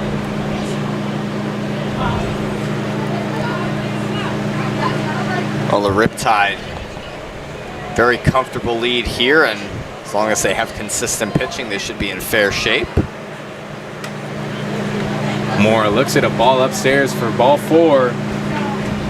And it's his first walk of the game, and it'll keep the Oaks alive here in the top of the 6th inning. So now brings the bottom of the order, Henry Borjas up. 0 for 2 on the day. Yeah, Borjas is a guy who, this is certainly a great time for him to come through. We've talked about before, just with 2 hits on the season. It hasn't been the most loud bat for the Oaks. He's been a great runner. So he looks at a strike, 0-1, and Mora with a substantial leadoff from first base. So 2 outs for the Riptide, 0-1 to Borjas. So he lines one into center field for a base hit, as it keeps the Oaks alive here with 2 outs. Now runners on first and second, brings up Ethan Gonzalez, who with the swing of the bat could tie this game. Yeah, great hit for Borjas too, with his 3rd hit of the summer. Certainly a bat, as we just talked about, who the Oaks, they want to see his bat get going. He's in center field for Tommy Kendlinger, and right guy at the plate right here with 2 runners on, and the Oaks down by 3. Gonzalez 2 for 2 on the day. Looks at an off-speed strike. Now 0-1. Gonzalez also with 2 runs and a walk. He's been brought in both times off RBI singles by Devin Wilkes. The 0-1 to Gonzalez. Runners on first and second for the Oaks. Looks at a ball upstairs. Count now 1-1. Well, the Oaks certainly not out of this game. A little bit different than that Friday game, as they were trailing 9-1 by the 5th inning. Only trailing by 3 here. Gonzalez looks at another ball upstairs. Up next for the Oaks is Lucas Danuitz. So if Gonzalez can manage a way onto base or bring some home, it's another good bat up next for the Oaks. 2-1 now to Gonzalez.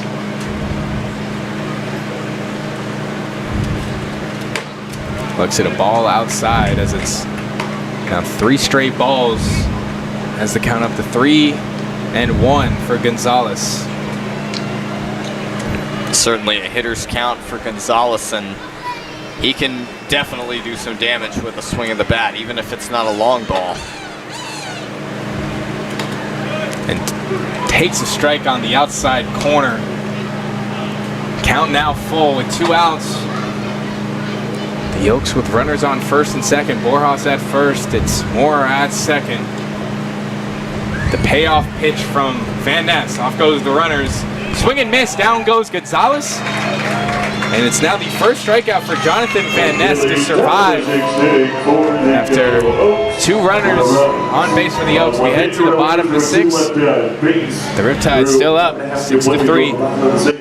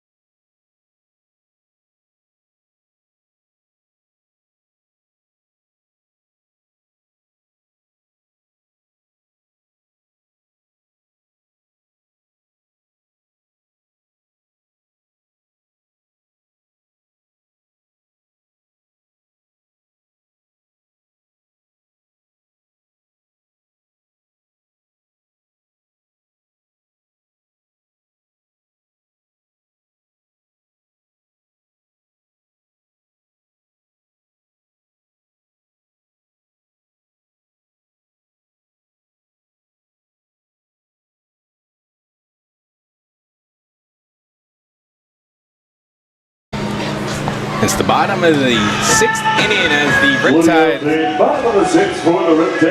are leading 6-3 after that dominating bottom of the 5th inning where they batted around, and now brings the top of the order Bradley Navarro, who is 0 for 2 on the day with a walk and a run. And Xander Allen Fox going to come in for now his first true inning of work. It came out as a relief pitcher halfway or 2/3 the way through the 5th inning, relieving starting pitcher Cody Carson of his duties.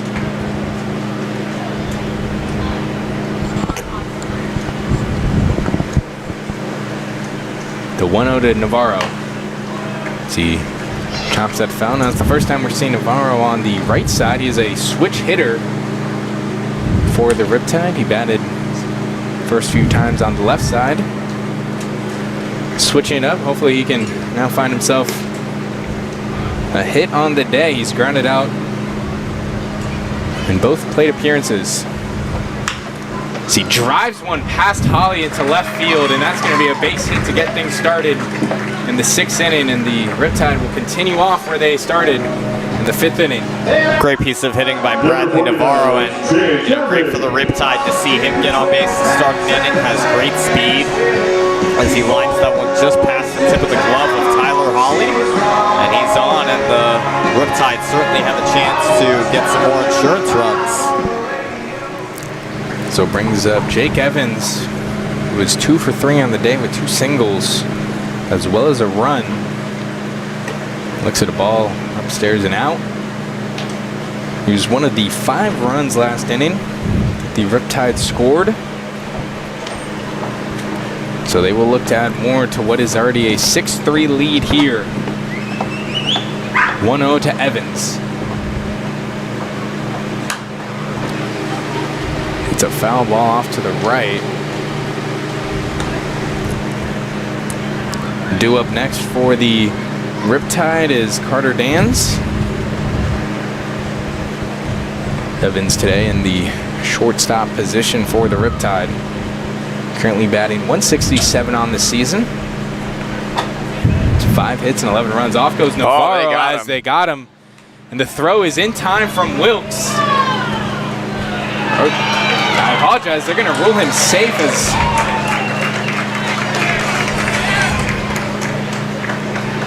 I guess Moore must have taken his glove off, and now Coach David Solis is going to come over to the third base umpire and have a conversation. Yeah, I'm interested to see what that second guess call was kind of about. I mean, a little tough to tell from a distance, but looked like the tag was in time. If it was a question of whether Mora held on to the ball or not, then possibly something there. And so a short discussion between the third base and Coach David Solis, and we're back into action. So it was Xander Allen Fox who originally checked at first, but Navarro had already had intentions to steal, and originally it was ruled out, and then it was changed to safe. So a stolen base and base for Navarro, as it's a 1-1 count to Evans. Looks at the ball upstairs, now 2-1. Well, it's been quite the week of Coach David Solis in a conversation with umpires. That's the shortest one we've seen with the umpires. It's 2-1 to Evans.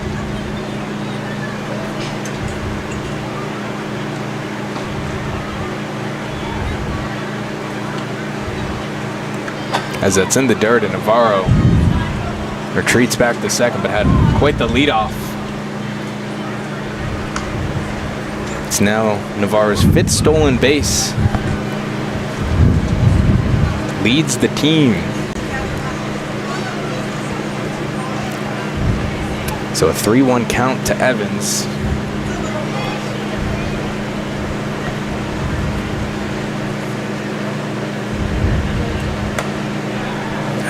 Evans takes a strike, now up to a full count. Fox has just faced 3 batters, 2 hits. It's a full count here.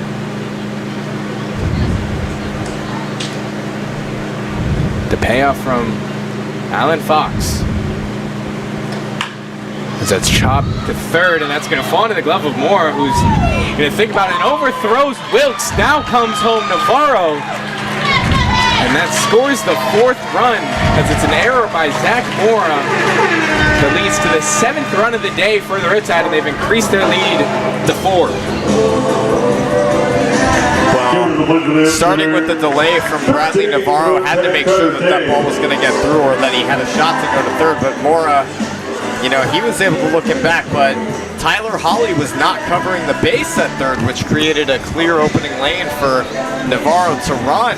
And Mora just overthrew Devin Wilkes against the right field fence, and an easy run with Navarro speed. He scores easily to make it a 4-run game.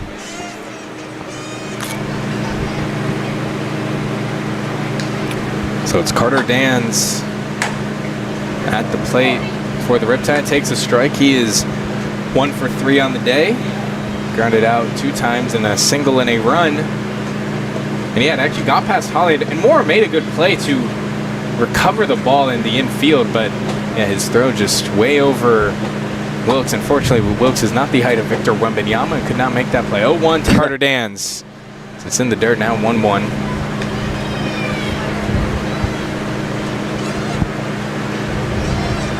Yeah, the benefit generally of first base that is expected is someone who's tall, and Wilkes, he's tall, but you know, you can only be so tall to catch a high throw like that. The 1-1 to Dans. So it's Evans on second base. Dans looks at another strike outside. It's now 1-2.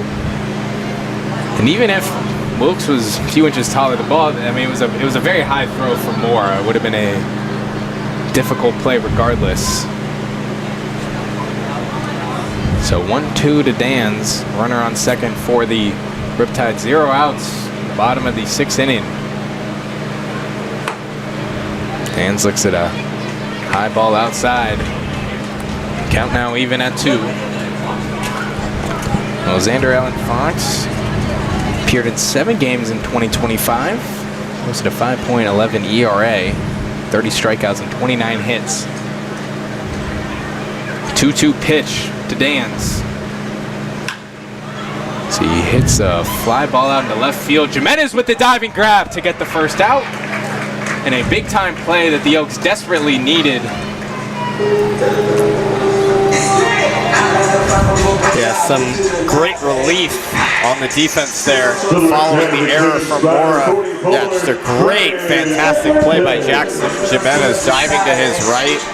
Tracked that ball very well off the bat as it was twisting away, but he's able to make the catch. We're going to see another pitching change here as David Solis comes out. He was also able to hold Jake Evans at second base, and it will be Xander Allen Fox day over, and looks like Brady Hewitt going to make his second appearance on the mound for the Oaks. But while they make this pitching change, we remind you of the Oaks sponsor, Pizza Man Dan's, out in Moore Park, California. But we will take a quick break as the Oaks trail 7-3 in the bottom of the 6th inning.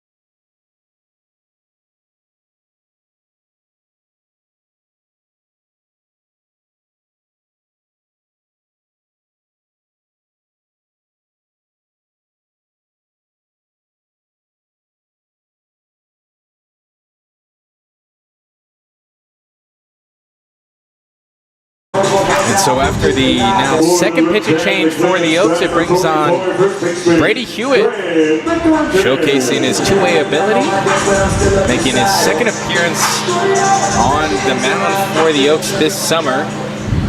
He appeared in the Oaks' 10-7 win versus the Saints just this week on June 25th. Pitched in 1 inning, allowed 3 hits, 2 walks, had a two strikeouts, but also allowed 2 earned runs. So he comes in here in a situation as the Oaks are trailing 7-3. It's 1 out. Runner on second base is Jake Evans for the Riptide, and it's Grant MacArthur at the plate. 1-0, off goes MacArthur to third. The throw is not going to be in time as it's a high throw from Galloway, and it's a stolen base. Jake Evans is now first of the season. Yeah, Evans just got a great jump, and he was way ahead of Galloway there. Just off and running.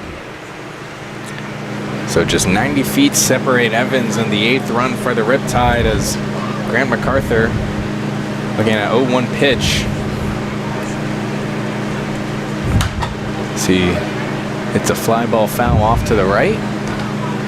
And while Brady Hewitt, it's not that he hasn't pitched, he just hasn't had many chances to. He was 1 for 1 in high school, made 10 appearances, had 14 strikeouts, just allowed 1 earned run, had a 0.78 ERA in the 38 batters that he faced. It's a 2-1 to MacArthur. It's outside for a ball, now 3-1.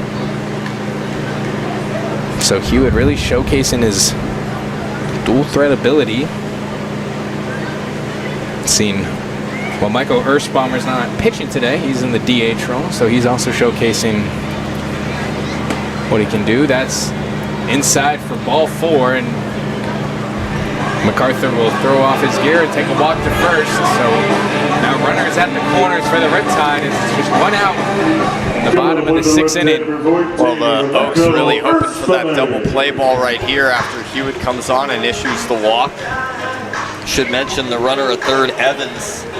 That is the last runner in Xander Allen Fox's name, but the Riptide just continuing with a chance to get some insurance runs, and Michael Ersbaumer has a chance to make an impression here. He has struck out twice. Looks at a ball low, inside a fastball from Hewitt. Yeah, he's 0 for 2 today. He actually did walk his first time at the plate.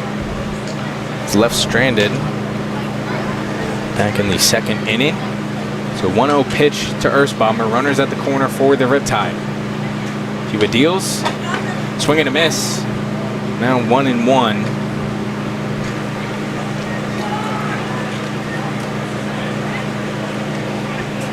And in fact, this week we've already seen a DH and a pitcher, Cody Turner, for the Arroyo Seco Saints, made an appearance on the mound as well as at the plate. Off goes MacArthur to second as that one's driven into right field for a base hit, and it's going to be an RBI single for Michael Ersbaumer. His first hit of the season is an RBI that brings home Jake Evans and officially ends the runners that are accounted to Xander Allen Fox. Well, that was perfect execution on the hit and run right there with MacArthur taking off for second and Michael Ersbaumer getting his first hit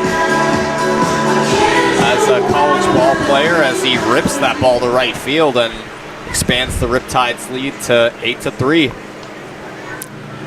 So runners back at the corners for the Riptide as it's outside for a ball. Still just 1 out for the Oaks here in the bottom of the 6th inning. And so the Riptide have now made it a 5-run game, 8-3, and they've scored all 8 runs in the past 3 innings. As that one's ripped into right field, that's going to drop for another base hit. Home comes MacArthur. Ersbaumer's taking off to third, and he's going to fall into third safely. And I guess for someone that doesn't do a lot of base running, he will start to learn how to slide, but it brings home another run as it's an RBI single from Luke Johnson. okay for effort there for Hurstbomber, but yeah, just a great piece of hitting by Luke Johnson. His second consecutive RBI single, his third consecutive hit. He's had a hit in the last 3 innings. And the Riptide just continue to blow the door open. And so now it is a 3-run 6th inning. Now they lead 9-3. Hurstbomber at third for the Riptide, and Luke Johnson at first as that one's driven into left field. It's going to drop for another base hit. Tremendous is going to have to go back to the warning track to collect. Hurstbomber comes home. Johnson follows suit, and it's an RBI, 2-run RBI double for Reed Montgomery. And the Riptide have absolutely blown this one open as they now lead 11-3. And Sammy, I have to say, it almost feels exactly like what we saw on Friday, where they scored 5 in the 5th, and they've now scored 5 in the 6th. And this game has turned absolutely on its head as the Riptide are looking to end the Oaks' 4-game winning streak here on Sunday night. Deja vu here at Great Park for the Oaks and the Riptide.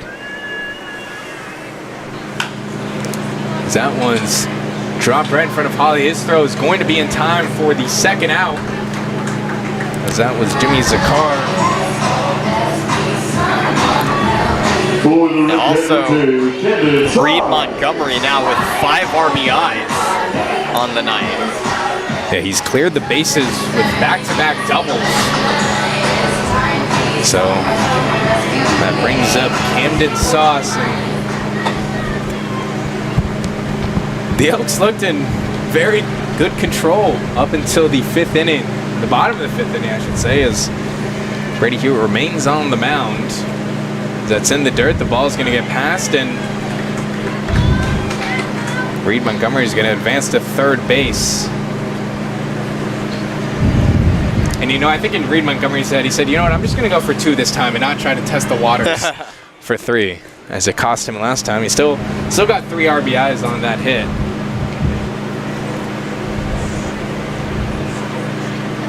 So a 1-0 to Sauce as he checks the swing, but takes a strike. It's now 1-1. Yeah, the Riptide just really making the most of their, it must be home field advantage here at Great Park. Something about this ballpark is just magical for the Riptide. And not magical for the Oaks, as Hewitt fits a strike on the outer part of the zone. It's now 1-2. So the Oaks have now given up 25 runs between pretty much 15 innings of play at the Great Park Baseball Complex, as Sauce looks at a ball outside. Count now even at 2. Yeah, so another monster inning for the Riptide has them in full control of this game. The payoff from Hewitt in there for strike 3. So the first strikeout of the inning for Hewitt, but not before the Riptide add 5 more to their lead. It's 11-3 Riptide. We head to the final 2/3 of this game.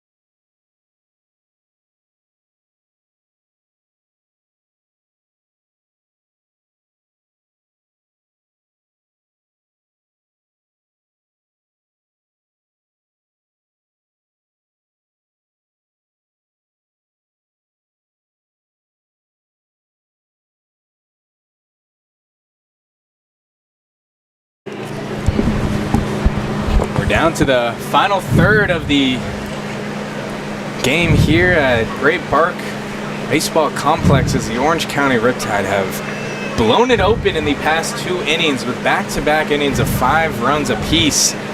Now has their lead at 11-3, so the Oaks will look to slowly, but hopefully quickly, chip away at this lead as it's Lucas Daniewicz first, and he looks at a strike. And up on the mound now for the second pitching change of the night for the Riptide is Dylan Blakey, the junior at Texas Tech University, making his 4th appearance of the summer as Daniewicz looks at a ball high, now 1-1. Blakey with an 0-1 record, 5.40 ERA. Pitched in 5 total innings with 5 strikeouts, 4 walks, and 5 hits. As Daniewicz hits a high fly ball to the back, and that's going to be Zakar trying to go back and make the play, and it's going to drop into the stands as one fan has to duck away and not get hit. So now 1-2 to Daniewicz. Blakey transferred to Texas Tech from Saddleback College, where he made 16 appearances as a freshman in 2023. He struck out 30 batters that season in 21 2/3 innings of work. So the 1-2 to Daniewicz with Jacob Galloway due up next. Daniewicz pushes a fly ball out into the left field as Dans gets under it to make the play, and it's 1 down for the Riptide here in the top of the 7th inning. So it's now down to just 8 outs for the Oaks to try to mount a comeback. And you know, Sammy, I don't know what it is about this ballpark, but seemingly the Riptide love when the Oaks come down to play, as they have just both times in the 5th and 6th inning. I don't know if there's special numbers associated with the Riptide, but they seem to turn on the heat to the max. Certainly do. Yeah, I mean, 5th and 6th inning, I remember it was a 4-1 ball game heading into the 5th, and then Riptide score 5 that inning and then 5 the next inning. That made it, 10-3 at that time, but certainly, beg your pardon, that would have made it a 14-3 lead, which is how it ended up. But and just serious damage done by the Riptide here at Great Park, and yeah, it must be this ballpark, that home field advantage. As Galloway drives a ball into foul territory off and to the right.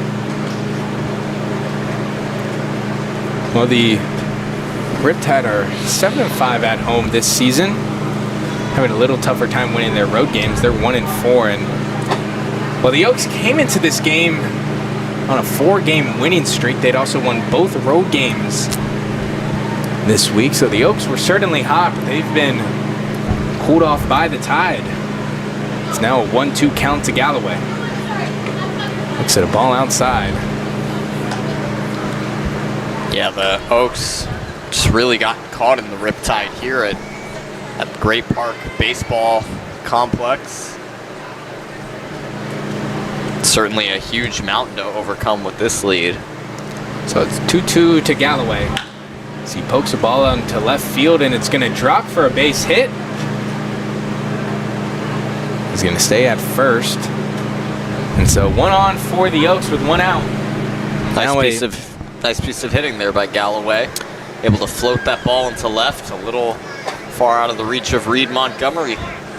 It's now pinch hitter Jake Schwartz replacing Devin Wilkes.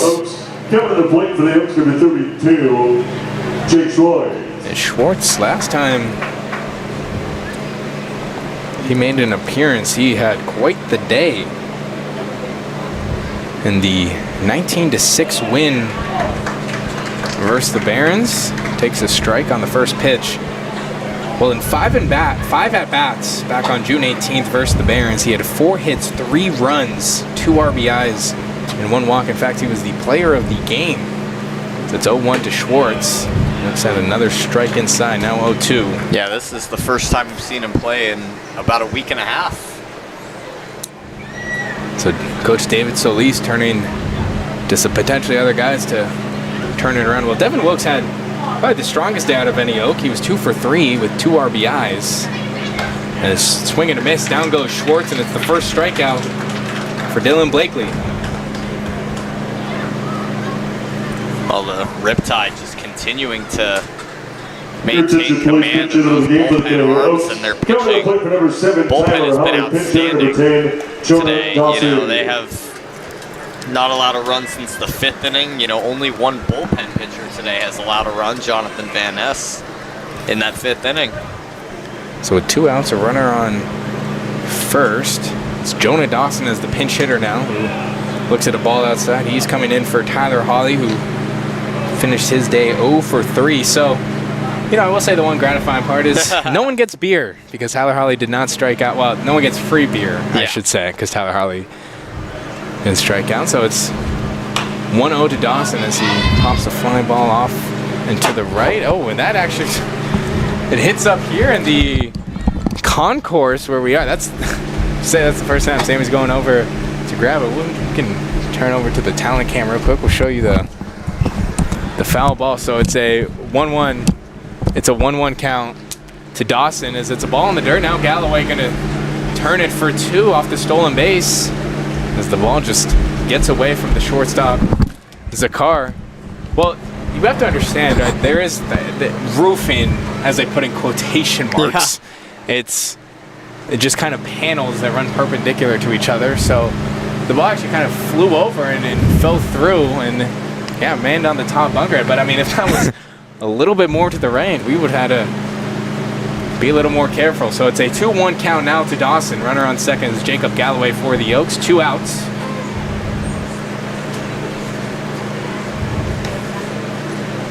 Dawson looks at another pass ball as Galloway tries to steal second base for the throw is not in time.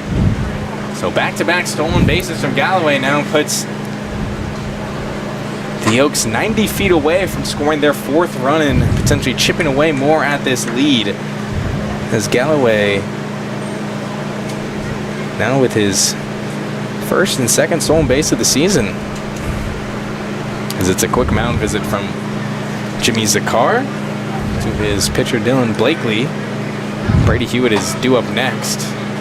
If Jonah Dawson is able to get onto base, it's a 3-1 count. Yeah, I will say that is my first CCL ball that I have touched this season. Oh, it's 2-2 to Dawson as he grounds that softly to short, and the play is going to be made by Camden Sauce to Grant McCarthy to get the 3rd out as Blakely is able to leave one stranded. We head to the bottom of the 7th, but before we do, we're going to take a quick stretch as the Riptide lead 11-3.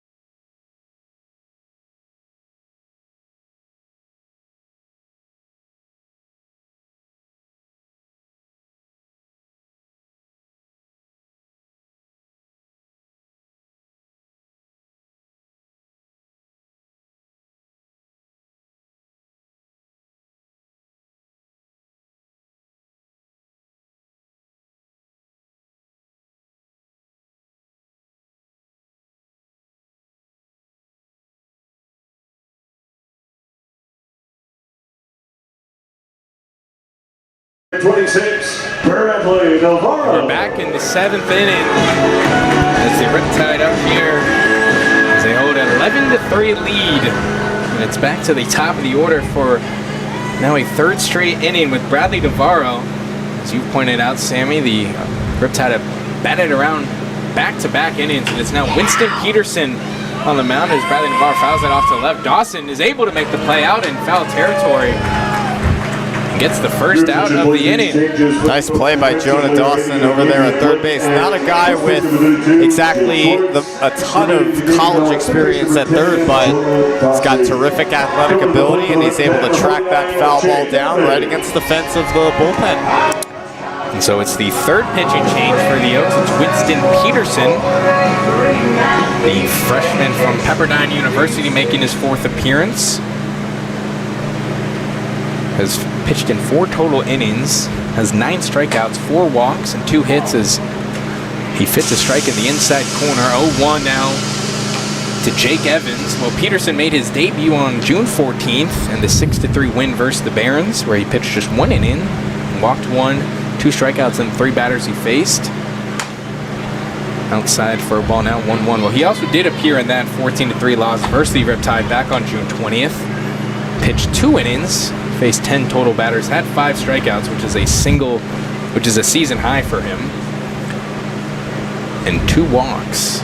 Last appeared June 25th versus the Saints, as that's fouled off to the right, and this time he's actually going to get out of the stadium on a foul ball. Peterson also by far the tallest guy on this roster, standing at 6'8", 250 from Toluca Lake Park, or Toluca Lake, California. It's a 1-2 count to Jake Evans, who is 2 for 3 on the day. So the ball outside. Count now runs even at 2. Peterson with a 2.25 ERA so far. Struck out 9 batters on the season. Appeared in 13 games last season for Pepperdine. The 2-2. Evans hits a ground ball to second. Gonzalez collects. He throws to first in time. And it's 2 outs, so probably the most productive first 2 outs we've seen from the Oaks in quite some time.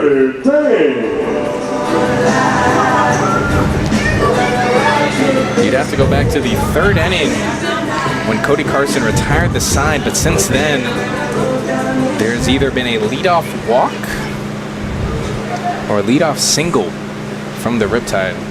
Oh, I do apologize. Back in the 4th inning, Cody Carson retired the first 2, so it's been now back-to-back innings where the Oaks have not, where they've allowed a walk or a hit to lead things off. It's an 0-1 count now to Carter Dans.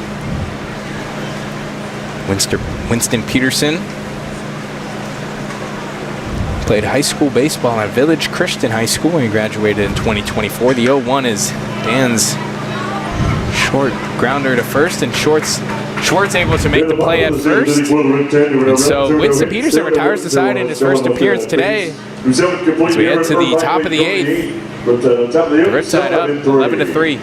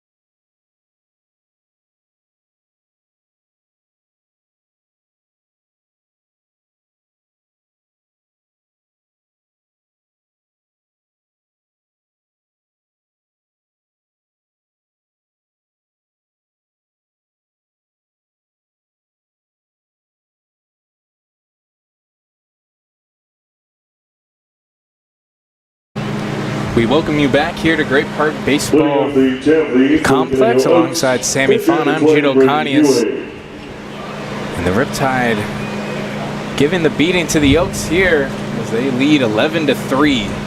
And it's now their third pitching change. It's Jack O'Malley, the junior at Bucknell University.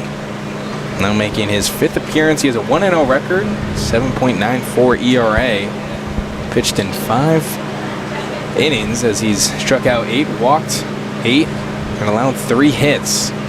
It's Brady Hewitt who lines that right into Colby Moran's glove for the first out.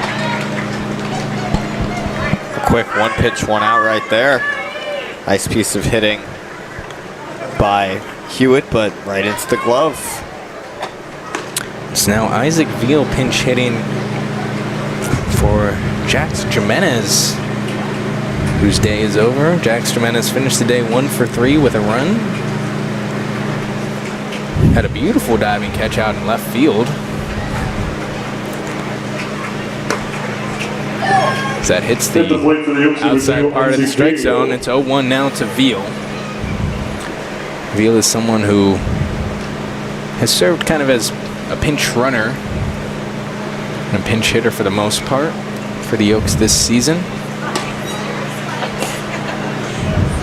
Looks at a ball outside. Veal just with 2 hits on the season, 4 runs in 31 at-bats, 2 RBIs. And well, Sammy, it's kind of a tough way to end the week for the Oaks after what was a strong 4-0. Oh, granted, we'll see what happens, but they currently working on a 4-game winning streak, and you know, they had the momentum coming in. They were able to walk it off in the 11th inning just yesterday versus the Riptide, and right now they face an 8-run deficit in the 8th inning. Yeah, no doubt they had to have had a lot of momentum coming out of that walk-off win, but the Riptide, they just responded very strongly. Veal looks at another strike. It's now 2-2.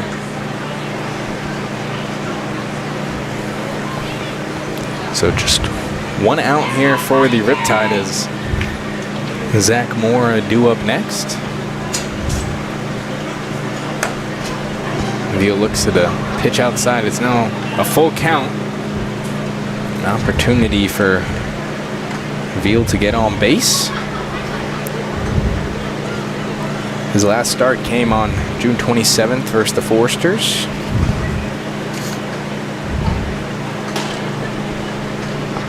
Here comes the payoff from O'Malley as Veal just chops that back foul. Stays alive here. Isaac Veal, he came on as a pinch runner in the 10th inning yesterday and scored on an RBI single by Danuitz that tied the game at the time. Yeah, Veal was 0 for 4 last time we saw him start at the DH in Friday's win, 4-1 win versus the Foresters. Swing and a miss, down goes Veal, and it's the first strikeout for Jack O'Malley as he's now retired the first 2 batters he's faced. Brings up Zach Mora, who is 1 for 2 on the day. And that RBI double back in the 4th inning. Scored the 2nd run of the game for the Oaks. Brought in Jax Jimenez. So it's now down to just 4 outs for the Oaks to mount any sort of comeback. Swing and a miss from Mora. Now 1-0-1. Well, looking ahead to the schedule next week for the Oaks, they will host the Foresters at 4:30 back at Sparky Anderson Field, and then back at it on Wednesday as they host the Bombers for 2 midweek games at George Sparky Anderson Field as Moore takes the 2nd strike. It's now 0-2. Well, they're home all week as they will then play. I apologize. They're also a Thursday home game versus the Philippines on July 3rd. That's in there for strike 3 as down goes Mora on 3 pitches, and it's 2 strikeouts for O'Malley to end the inning. So we head to the bottom of the 8th. Riptide ahead, 11-3.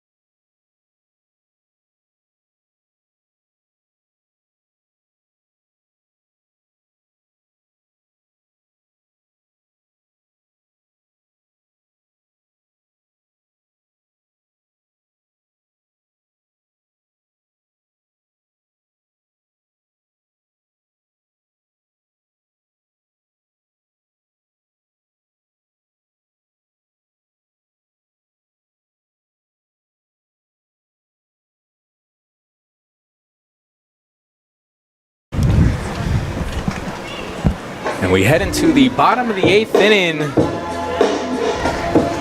as it's Colby Moran to get things started. As the Riptide hold a 11-3 lead.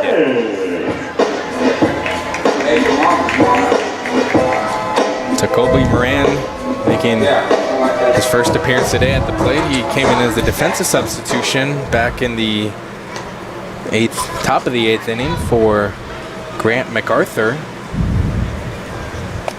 As it's now Nate Hernandez on the mound for the Oaks. Hernandez making his 4th appearance. It's a 1-0 record. Has 3 strikeouts, 2 walks, and 3 hits allowed in 4 innings he's pitched. His 1 win came back on June 6th versus the Philippines baseball group. It was a 4-2 defeat. 1-1 to Moran as he fouls that straight back. Now 1-2. Nate Hernandez, a senior at Biola, pitched 13 innings in 2025. Allowed 13 hits, 11 runs. 10 of those being earned. And 15 strikeouts. The 1-2 to Moran as it's low inside and it's going to get past Galloway for another ball. Down 2-2. Hernandez was also part of the 2024 Conejo Oaks championship team. Attended Pacifica High School where he threw the school's first no-hitter in 2022. And he was the strikeout record holder of that season. As Moran lines a ball into left center field. It's going to drop for a base hit. Borjas with a sliding play trying to go. Moran with a long turn at first base, but he's going to hold at first. As Borjas had to slide to keep that ball in front of him, not get passed towards the wall. So it's a leadoff single to get things started in the 8th inning. Yeah, I mean, Moran, if he keeps going right there, he has a shot to make it to second, but his speed, you know, holding at first, the wise decision, and Henry McDonald will now pinch hit for Michael Ersbaumer.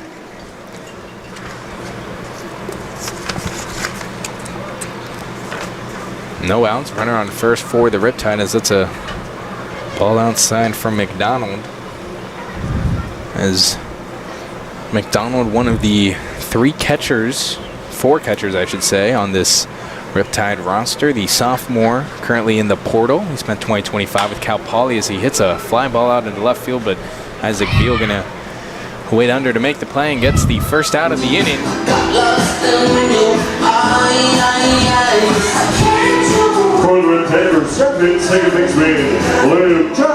So brings up Luke Johnson back to the plate. He has had the odd bat today. He is 3 for 4 with 2 RBIs and 3 runs. Has a double and 2 singles. Was instrumental in both the 5-run 5th and 5-run 6th inning that the Riptide put together.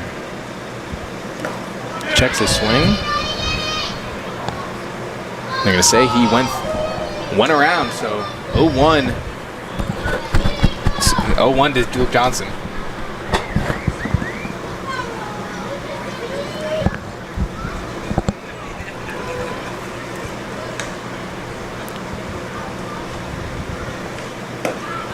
Ball outside now. Count 1-1. So as I did check the schedule, we have 2 kind of different words. So on July 1st, the Oaks will host the Foresters for the first game that opens the month of July in the California Collegiate League. Then they also play host to the Bombers in the Philippines. All 3 at Sparky Anderson Field. Now, we did get the schedule before the season, and it had that Philippines and Conejo Oaks game on July 4th. But as it stands, there's currently no games being played across the California Collegiate League on July 4th as it's in the dirt for another ball. It's now 2-2 to Luke Johnson.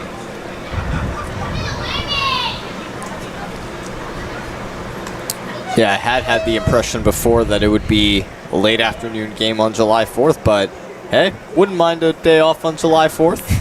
Spend it all with family. Wouldn't mind it either. And then the Oaks will finish a homestand versus the San Diego Waves on July 5th. And then another home game versus the Philippines baseball group.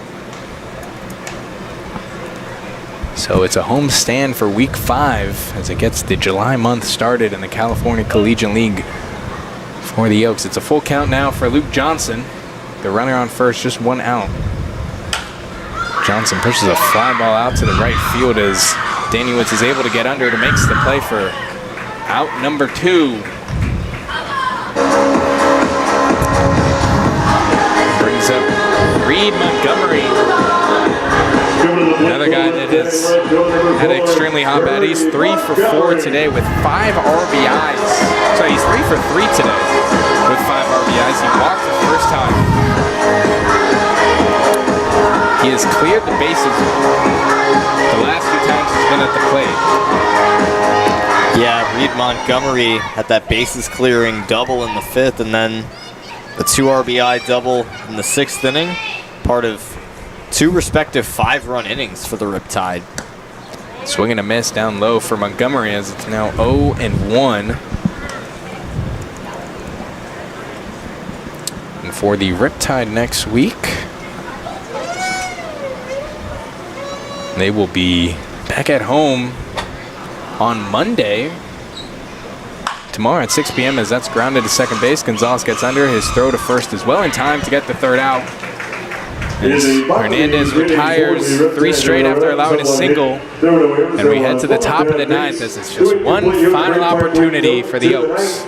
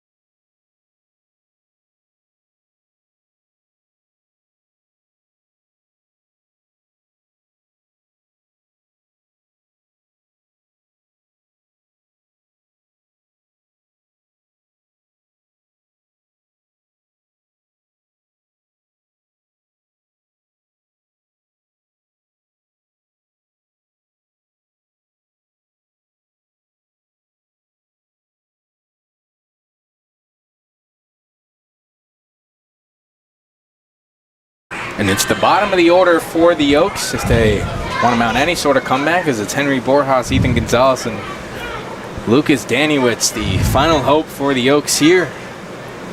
As it's a pitching change for the Riptide, as it's a swing and a miss for Borjas. As it is Riley Hunsaker that's hit foul now. Down in the count 0-2 is Borjas. Borjas hit a single his last time up back in the 6th inning. It's a well-struck ball up the middle. Yeah, just his 3rd hit of the season as he's 1-3 now. Sammy, I was looking at the schedule for the Riptide. They are going to play 6 consecutive games. Woo! As that ball is live, and they're going to tag Borjas, and it's the first strikeout and the first batter that Hunsaker faces.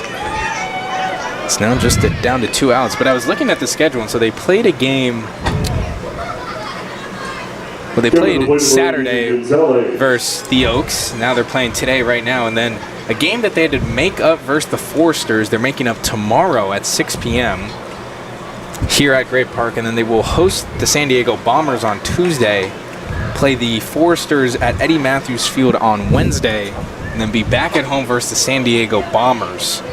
Have July 4th off, as that one is driven into right field by Ethan Gonzalez for a base hit, and 1 on, 1 out for the Oaks. Well, there's Gonzalez for you on the night with his 3rd hit of the night. He's now 2 for 3, and he just punched that ball into right field for a base hit. Number 9, Lucas Daniels.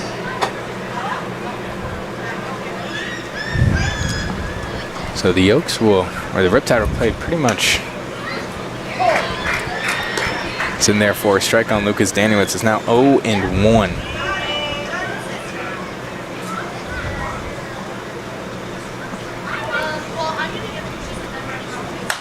Daniewicz drives another one into right field. It's going to drop for a base hit. Gonzalez is going to turn 2. He's headed to 3rd, and he's going to get there safely. So back-to-back singles has the Oaks trying to at least chip away at this lead, as it's now Jacob Galloway at the plate. He is 1 for 4 on the day. Had a single his last time at the plate in the 7th inning, but was left stranded. Yeah, the Riptide will play 8 games in 9 days. So not a lot of rest, even after a dominating performance like this.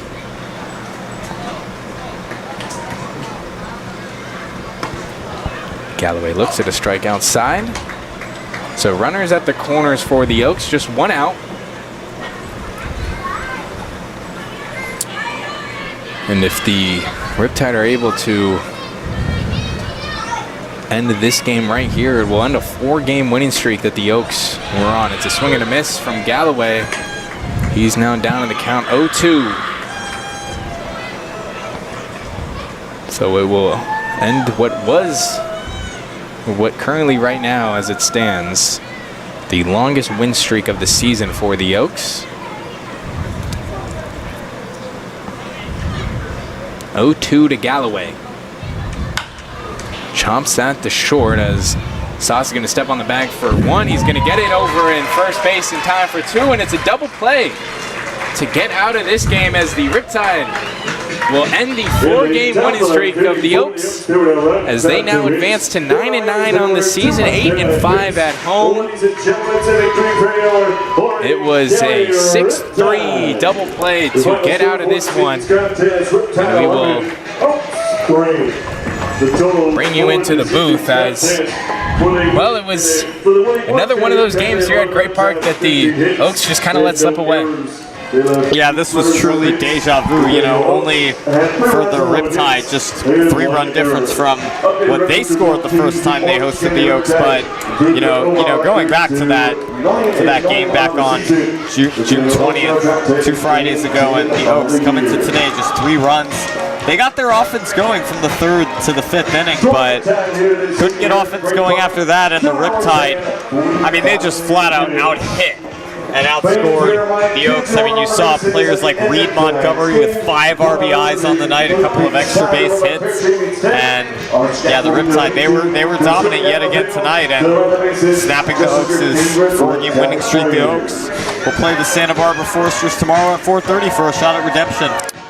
Yeah, well, certainly it was a tough way to go out, especially after just such a strong week they had, especially on the road, where we saw them pick up their first 2 road wins of the season, but now they dropped this one for their 4th road loss of the season, as they now move to 12-6 and drop a game behind Santa Barbara Foresters as they continue to try to chase for the #1 spot. But alongside Sammy Fauna, I've been Judo Condis, and the rest of our spectacular Caney Oaks crew, we thank you and hope you have a good rest of your Sunday night, and we'll see you on Tuesday as the Oaks will face off against the Foresters 4:30 at George Sparky Anderson